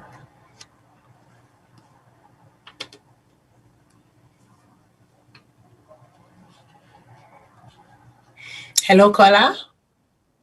Yes, hello. Yes, what's your name and who say you the call from? It's not Mike. I call from Philadelphia. Okay, go ahead, Mike. I just want to tell the guest who you get today. I just want to thank you. You know, you enlighten Boku people on what they go on a Salone, and they put party business into this discussion. They actually tell the fact, and I hope say all Sierra Leoneans then wake up and wake their minds up to what they go on our country. Why will they continue for support people who they destroy our country? Sierra Leoneans, please, wake up. Wake up to the fact what they go on. The only way Salone go better now, we will all put we mind and we effort together for bring we country together. But we sit on back just now other party picking and they will go to begin they talk all type of way. But when I wake up, please, really, when I wake up, when I look at the fact, now look at how Salone they go. Up to now, we don't even get better light, we don't get medical, nothing better now than a Salone. Me they just a plea to Sierra Leone and say, when I wake up, please, when I wake up. Wouldn't these guests who he gets, they are bring and come back there, they enlighten people, and I appreciate what they do, Yeah, me at the beguna. When I wake up, Sierra Leone, the thing that they go on our country, they're too much. You know, because Salone is small, follow no developer, you know. Who they continue for put people that know they do nothing and know they hold them accountable, you know. You know, my contribution, and I will continue for listening. Thank you very much, caller. I will go to the next caller. Caller, what's your name and who's you the call from?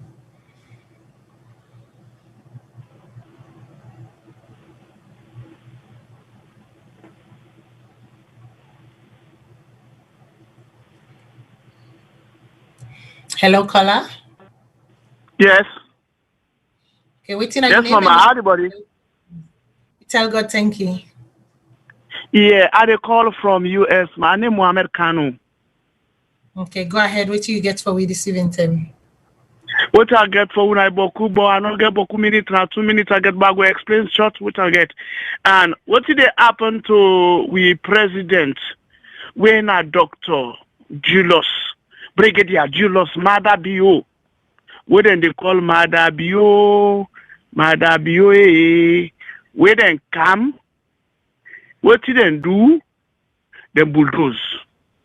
Where them bulldoze, now then get the power. Where then get the power, now then bulldoze forget the power for in order to reach themselves, for making them get money. You understand? They don't come for can't help the country. They come for life and can't teach the country for making them get money. But in order to do so, what do they do? Then camouflage themselves, say, hey, we can't fight against corruption. Anybody will eat the government money, we get them. We make sure say we pull them all. Hey, my like we will gladly. Then vote for them, then get the power. When they come, they don't do bad. That's why they don't do bad. That's why they don't disgrace we. Now that country they. We country been a move in a better direction. If not continuity, then come, then continue, then they are all not for be. And then when they come back, they meet the country. Everybody, they appreciate one another. Now, I say to God, if me na Mende, or that in a chimney, or that in a local, they're not they get thinking again. No. And any country where the people are not get the same talkings, I swear to God, that country they you no go dump a hala. The hala where they na that country they na unless this government it go away. You understand? Or the regime come.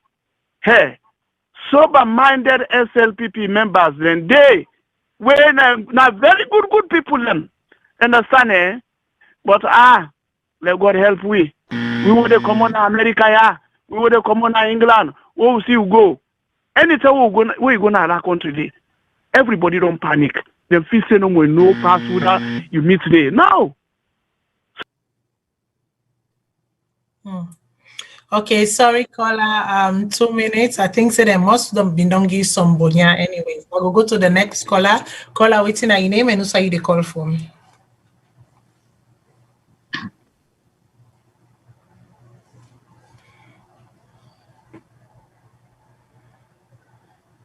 Hello, caller. Yes, how are you? I'm good. Yourself? Mina Daniel. Yeah, Mina Daniel. I call from Maryland. I want to just share something about the interview I just watched now the program. The president interview about the ask a wide range of issues, but like we just focus on like corruption. It was not. I wish been take that interview day. It was a PR disaster. If for everyone no say the president, for everyone no say we live in a world now where everybody they look out for marketing, everybody they try for marketing country. So I think it was just bent on just say, well, the government have been there, the previous government have been there was so corrupt, and so me take now on the the issue of fight corruption na Salone. Sierra Leone not to isolated case. We get other countries in Africa where they do well and they try. If you go to South Africa and Ghana and some other countries, what they do? Now the Auditor General's office now they empower. Because the Auditor General they track every report, they do a comprehensive tracking of government expenditure. So it gets in a more better position if only it capacitated for able to bring sanity into governance in terms of money management and all of those things. The Auditor General, because the Auditor General at Sierra Leone, Lara, they say one of the greatest problem we get, one of the greatest difficulty where the office define, the chance for able to say they need to get documents the way they request from entities and public entities the way they go audit. And according to the Sierra Leone Audit Act, it tells say if it tell the Auditor General if you're not able to see, if you're not able to get their act, if you're not able to get their document and they request from people, for just reports to Parliament. Waiting countries like South Africa, if they go na the Audit Act, Ghana, then they tell you say then give the office prosecutorial powers. The Auditor General's office then give them power for prosecute you like how ACC they prosecute so. Then give the Auditor General the power for prosecute you and give prosecutorial powers. And they charge you, they put you matter, they take you matter to court. Okay, thank you, caller. I sure said Yusuf, thank you, Bunyan, a 2 minutes call today. I will take the last call for tonight because we get for a roundup. I will take the last call for tonight. Caller, waiting at your name and also you the call from. Good evening, this is a caller from Salone. I call from the heart of Telema, the prophet. Really a long time I can't party for this program. This is Salone from Salone. Long time I don't take part for this program. In fact, I just wake up. Now you are just after 1 o'clock midnight in this part of the country. I just wake up now and then you sleep. I say, that allow me to this program. Sometimes the timing when the program can I make out to talk again. As I say, I'm in the sleep anyway, I just wake up. But we start me talk. Now when you yes, they ask the question, then be like to the way permanent work approval. If you don't appoint a man, we get other appointment for approval. And I let it me talk. But what time I want just want to see the guest. All may check all other appointments. When we don't appoint somebody, appoint again. Check all appointments. Not necessarily I mean, all appointments we don't do. A good appointment. But coming to the issue itself, as I don't know if the callers, what I see for the caption, cabinet resolve and that of the death penalty. And I talk about discussion. I see callers in the top of the president, top one CNN, top one television. Somebody talk about corruption, but I don't think it's the topic. Let me go because I get time. Now, if we talk about corruption, the previous government is completely corrupt. So if the president was endemic, because the people that were so involved in corruption are so endemic, and they don't make the corruption endemic at Salone. Many people just wait for the right people. After they have big cases, people will see whether it was endemic or not. What are they saying about? If this government is not serious, don't go see the international body, they admire this government. Never get government at Salone. Once in the international body, they so admire. Then they get that. It's because the government is serious, the government is focused, and the government mean what it means for the people of Salone.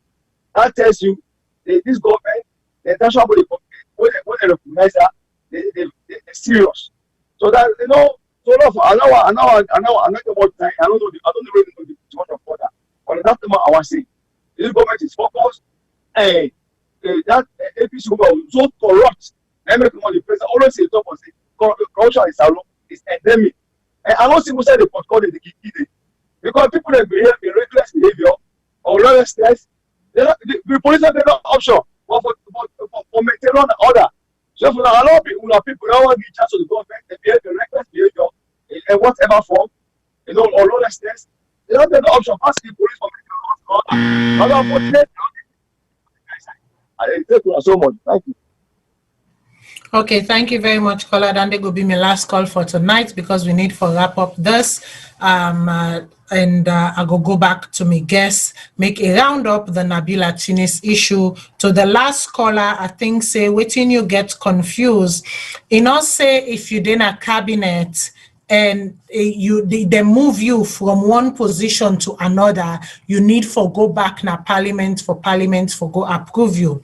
Waiting is say is that if you dey na the cabinet and you were relieved of your duties, means say then sack you, right? When I've been the case or appearing to be the case of Nabila Tunis, when they appoint you to a new position, you supposed for go to parliament for approve you for that position day. That was what Nadande Miguel say. And I mean, he's here. He can refute or add to, but that was my understanding of what he said. Go ahead, Mr. Kurma. You there on mute. Thank you for reminding me. Thank you for to all the people that we call and make comments. But I go straight to the last person before I give me summing up. I want to restate. Say, if you did a cabinet, then can move you from one ministry or department to another. And Salone ministries we get. So, for example, Nabila Tunis, Madam Nabila Tunis, could have been moved in the reshuffle where make it lost the Ministry of Foreign Affairs. In that same reshuffle, now in therefore don't move on to the Ministry of Western Area, for example. She was not moved. She was not transferred. She was sacked. It no matter whether 1 hour, 2 hours, 3 hours, 1 day, 2 weeks, it doesn't matter. As far as she lost her position by public notice where the president signed, appointing somebody else, there has been a break in her responsibility. And Parliament don't take notice effectively. Say, by that public notice day, she has been sacked. She is no longer a cabinet member. Never. So from that day, and if the president appoints her back, it's a new appointment. It's not a transfer. So he get responsibility for go back in the cabinet. I mean, for the parliament for approval. So the second thing where I think the caller, the last caller, the type of mention, that these governments don't get approvals from the international community. And so therefore, they've been doing a fantastic job. Seated here, I not see the approval. And I follow so many things where they come out from official sources, from international organizations and partners of Sierra Leone. There has not been a single one where puts a statement supporting government say they have been a wonderful government. Now there is a report done by the World Bank. We make reference, and I'll have to be very careful how I pronounce it so people don't take it out of context. It makes reference to structures where the government puts in place for mobilize resources, where reduce government's then dependency on other people. They acclaim and say that the best thing they do, say, for puts their structure here in place, we make government or for enforce. That is not, they not put anything in place actually. Mm-hmm. They enforce regulations. We make government get more money for camp. What do I mean by that? There were tax laws, and the Minister of Finance, the then Minister of Finance, now the Chief Minister, went on television and said they have not done anything new. What they are doing is to enforce the laws where they meet. And nobody not take that day for granted. The last government did a lot of regulation for strengthening financial expenditure, for make sure say they're strengthening the laws where they deal with public money, not just the anti-corruption commission. Then pass laws there where regulates how you for spend government money, how you for buy property for government, because all of these things are new one day. So, for example, they established a whole office for procurement, make regulations for that office day, and centralize them. Say, we want to buy something for government at this office. So, all of these are new things they wake up, where President Bio meets, not to him bring them come. So, what do you do? It's time to put your resources, your manpower together to make sure say, you get the results you want. The results you want are for make more money from tax, which is commendable. Very good idea. Me, I support that 100%. But what's the concomitant effect of that?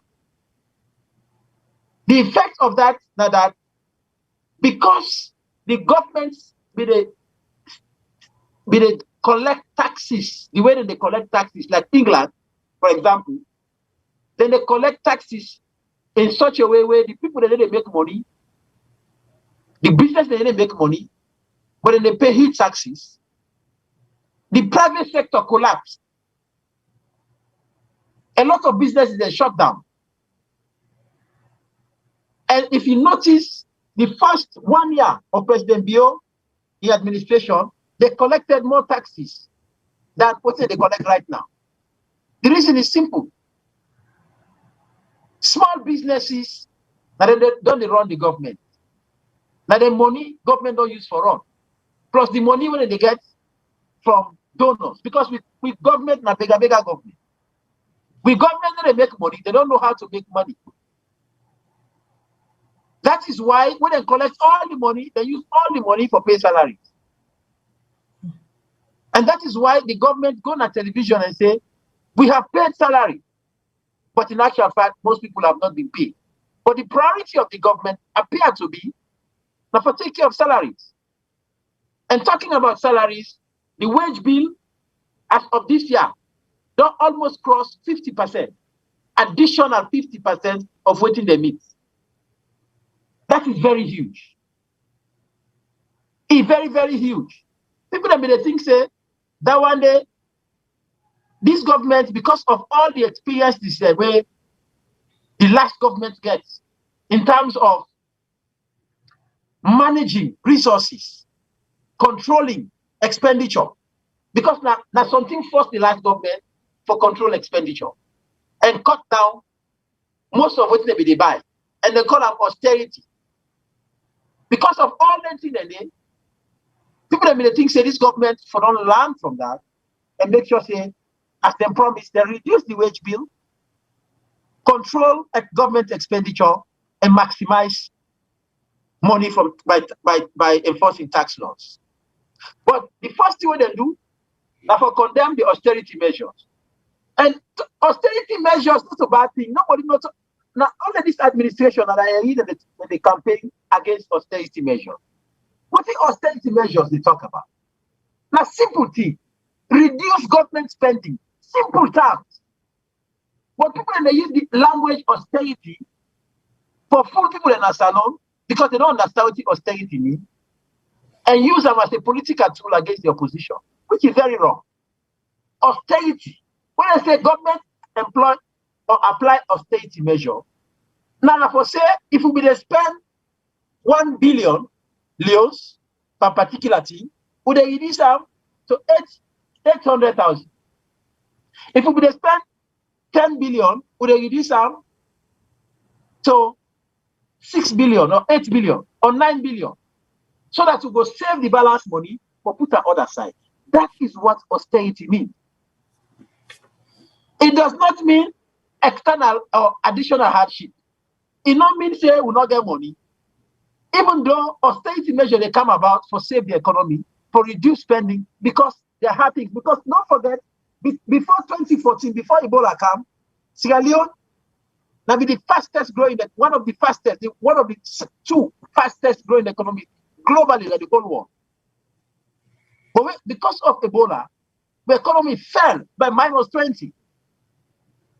That is a big hole. Nigeria at the time, and this is a global issue, a big global problem.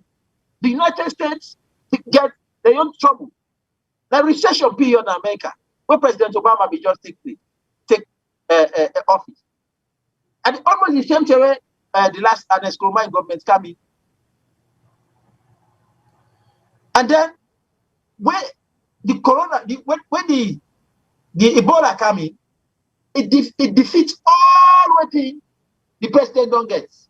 Mining that be the most thriving business in the country at the time. Government they sell, they get business, they thrive, people are employed, the country is doing well. But because of the Ebola, the economy fall, there be need for cut down on government spending. This government don't learn nothing from that. They say the wage bill, there be a campaign on that. Say the wage bill too high. But now, the president, I hear by one interview, say, if they not be employ people don't forget job. Now, government they employ people then because people they need for get job. And a good thing when people they get job. But no, government in business, not for employ everybody. It is not the business of government for employ everybody. And people therefore know that the way they do policy. What in government they do? Now for provide the opportunity for people for thrive in business. Those people that thrive in business, then they open opportunity and employment for citizens. That is the responsibility of government. And that is what the Minister of Finance should be doing. The Minister of Finance is not a tax collector. Unfortunately, when the Minister of Finance goes on television, they talk about tax and how much money they don't collect. Okay. We will go to finance another day. Intentionally, one for keep the conversation here because the other half of the conversation merits to be treated on its own. Thank you very much. So essentially, now that's they talk. I mean, there is no acclamation. Nobody they try for say this government, as in the praise itself, has been the most wonderful government ever. That's erroneous statement. The data they in public domain for people they see say the government has struggled and it's still struggling. The only people that were simple to get job in Salone are people that were the government they employ. And the people that were government they employ, they are politicians or political supporters. And it's clear the president said it himself, which is unfortunate. And governments are not elected to give jobs to their supporters. That is not the reason why governments are elected. Governments are elected to help solve the problem of the people of the country, like everybody, including opposition members. But the president says if he not sabi you, he don't know your track record, he cannot appoint you. That is another unfortunate situation. And this president will be remembered for that. He will be remembered for that, and people are now they associate what they happen to tribalism, nepotism, and patronage. And he will be remembered for a long time. Because other people are now, when they analyze this, don't associate the policy of this administration, say that a policy for deliberately annoy, suppress, and disable the opposition. So he will be remembered for all of those things. And another thing say no international organization don't sit on a public domain where talk say what in the government they do not correctly. So just for corrector, what in the international Salone a country where they exist for a long time. Okay, we all accolade them long before. And we don't go sit down one person to take credit for waiting with partnerships built over time. Don't develop. You know, if for anything, the president, this government don't take only 3 years. And also because they kind of power make X organization they deal with Sierra Leone. No, because Sierra Leone and all the organizations the way what they deal with right now, they have always been there Even the false statements about World Bank and IMF leaving the country is false. Because I worked for the World Bank up to the time of the election, and they were still in country, supporting government programs. In fact, just about 3 months before the election, they gave government of Salone $50 million. So I don't know where the opposition spokespeople is, all of these lies are coming in. It's unfortunate. Completely false. So once we as citizens for the support each government successively, they come up, but also we get a responsibility for correcting. So they do the wrong thing, or then they spread false information. Okay. And with that, me fumble them. We as people get the onus is upon us collectively for applaud governments when they are right, but also for chastise them and call them into bear when they are wrong. So like I can always say, I try for bring people then come where, they know they have their wits about them. They are solid, they know what they're talking about. And then no say, when then they are for keep the issues. When it is a banter on politics, I try to level it up and bring all sides in. That way, una can defend una side, however it be. But my main focus always now for educate, because I always can say, when you don't know, then you go commit error. But if you know, then you intentionally want for commit error, then you wahala. The cabinet reshuffle and abolition of the death penalty. We don't talk about extensively waiting the death penalty mean. Who side their law they for them, waiting if for them pan, how then they use them, how they not for use them, and if they abolish them, waiting at the consequences, how for look inside, waiting for replace them with, and the steps them where we need for take for replace them. As of right now, where we speak, it's only words. They are not written in stone. Sierra Leone still maintains the death penalty. As Mr. Kamara don't explain to we according to the law. Now that make, for me, it is very important when I treat certain issues them, I treat them with somebody we know the applicability, we know the law written and the applicability as well. Then they're very important. So that we not go to come bugudu bagada we safe, but we keep things the focus. And usai in need for B. I go give Mr. Kuruma make it tell Fambul then goodbye. This talk not done today. And the reason why I cut the talk, because it's very important for me for make viewers then go back, listen, then when they will not catch the program, have enough time to listen to the program. So I'm not can like for drone me program them too long of a stretch. 2 hours, 2 hours, 30 minutes max. If we stretch them, that's it, not more than that. If we go 3 hours, most of the time it's because maybe I can't help it and we just need to wrap up that particular subject there.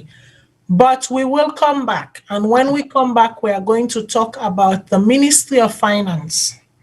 The significance of the Ministry of Finance, what they do, what are the implication, what it mean for Salone, and also the appointments them, if they are delivered. Are the appointments justified? Are they unjustified? Were they rational?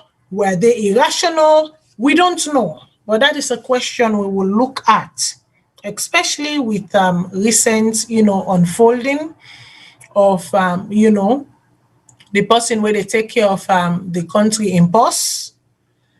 We go come back. Mr. Koma and Chief have done Boku people and they say, Matilda, you need to bring him more. So get ready when you hear that call from me to make yourself available. One thing I go promise the viewers tonight, absolutely, Pademba Road Prison, we will continue with this discussion, because this discussion is a very important discussion for have.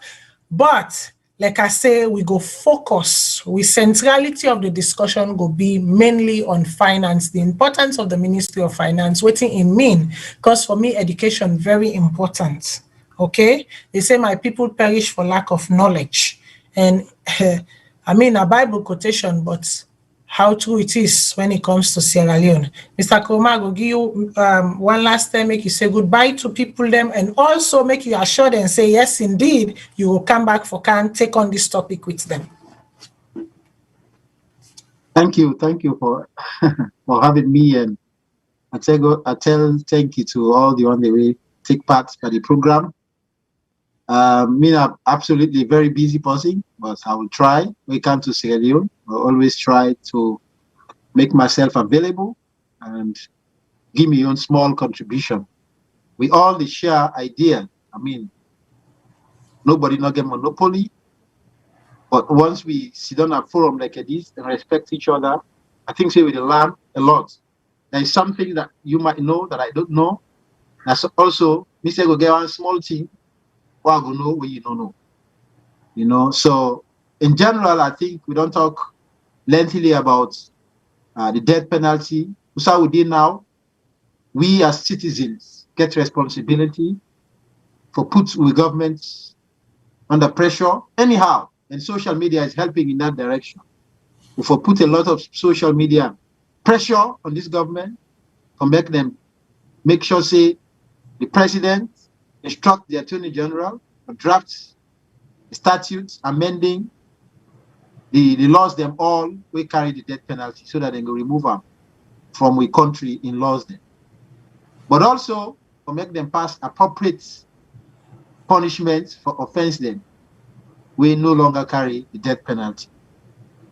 And in terms of the cabinet, and I think I don't mention this earlier, we know for the rush, for the condemn, the president, for powers we get under the law. As I say, the president get power for appoint Madam Nabila Tunis. There is nothing, I don't see nothing in any law we say you not get the power for appoint her. If it come to other things, they will say, for example, the wage bill, all they complain about, including the president himself.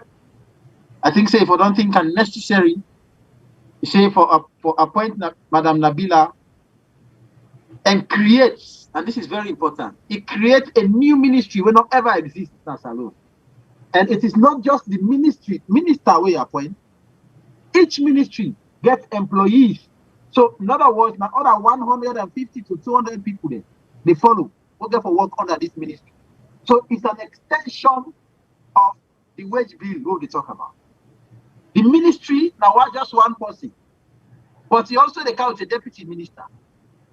And the deputy minister, he gets his staff there, he gets director for this, director for that. And each directorate gets your employees.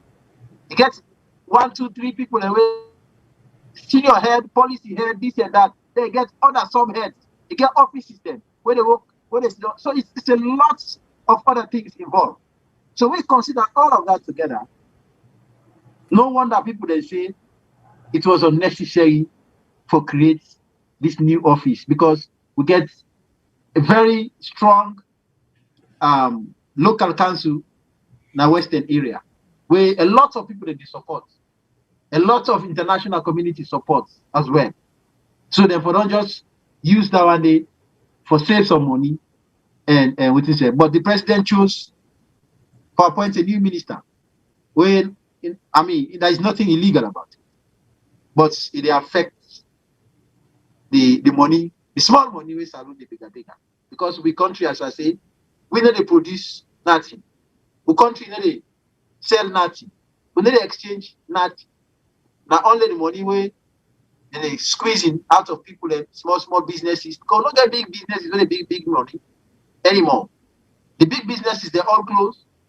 Now, hopefully, one of the companies that they come back will begin mine, but even then they say we get for vets the agreements the way they taking. So thank you so much. I hope I will try to come back some other time and talk about something else. Thank you so much. Thank you, viewers, for having me. Okay, thank you very much, Mr. Kuma, for kind of this platform today. I think say you already don't give me closing argument where I want to make.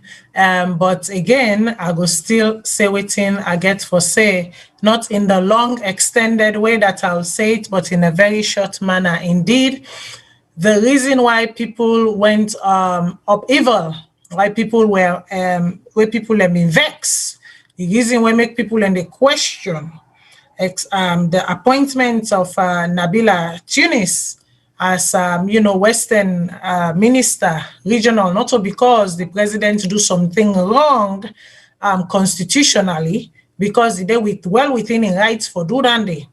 Now part of the luxuries them we afforded the president for do get a right for take a decision, appoint and fire at will. But at this crucial time where we talk for say we economy very strained, the wage bill so bloated, was it really necessary? Was it called for make you create an entirely new ministry where we already get a department where they function and duties now just of that of waiting you don't create, so now duplicity. A duplicity of work, duplicity of effort, and wastage. And what we they try for say now for close them wastage than they. But then the implication, the greater implication of this is not just because it creates one new ministry, but with every ministry come a whole host of staff. A whole host of staff. So what are they going to do? Are they going to take staff from different departments and area and put together a team? Or is this a possibility to compensate, new, how you call it, supporters? Or is this a possibility for compensate, people them who have been done there with you in the past? We not get the opportunity for each pan this so precious cake.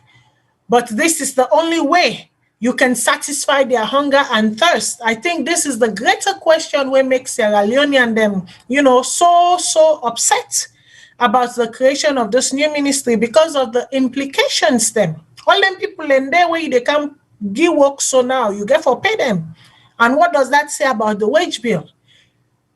It says an extra stress on the wage bill. More not forget now. So European Union donates for subsidize. We salaries them. And make we not forget all them donations then so where we they get from the money then where we personally they remit na Sierra Leone to different organizations, then different group, then different people then we need help. Some of them not we family and we not sabi them one day na dunia. But for the heart of humanity, we see people struggling and we reach out. Some of these foreign, not some of these foreign, every foreign government where they get to Salone, make I tell you. Also, all the Sierra Leoneans then what happen for fend themselves now then countries, then they are contributors to those donations. You might want to ask me how. It is simple because we pay our taxes. We pay our taxes, and sometimes, depending on the country where you live, up to 40, sometimes upwards to almost 40% of his salary they go into taxes. Sometimes upwards to 30% of his salary they go into taxes, depending on your pay brackets, depending on a lot of variety of things. Them. You know, if to say that money, then they where the foreign government, where America they donate, or where Canada they donate, or where England they donate. Who that una feel to say England they manufacture new bills, them they produce new bills, them? No, they are able to get those money because they are taxing their citizens. And if any Sierra Leonean, then any of them country, then they on top of the small where then they pool and send. Then tax money where then they pay in the country where then they also they go into the basket fund, the collective basket, where then governments they also can then grab and say we are signing $30 million in aid or in to boost or to support. So you see these things have changed. These things have chains, and these chains are connected. Yes, the president might be well within his powers, but sometimes just because you can doesn't mean you should. Just because you can doesn't mean you should. Me people, let me tell you, thank you. As soon as I notice that the show in time don't change, we don't change them, 7 o'clock. I'll see you back here next week, 7 p.m., same time, same place. And we hope, say, next week we'll go inside Pademba Road Prison, the day of April 29th, 2020, with Comrade Queta and Abubakar Darami, by the grace of God. And hopefully the following week, we pick up Pusai we left off dealing with, finances, the Ministry of Finance. What does it mean? Make we begin understand the importance. Make we begin understand what in all that mean in finite terms.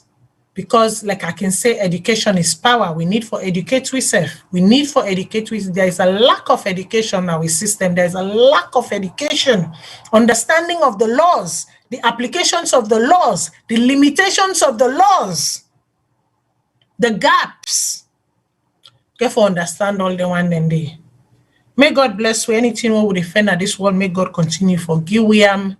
And again, my people, Corona is real. Corona, they kill. Una wasuna and them. Una obey the rules and regulations surrounding Corona. Una not afraid for take the vaccine. Una take the vaccine. The vaccine will save lives. Until we meet again, may God bless you all. Una tata.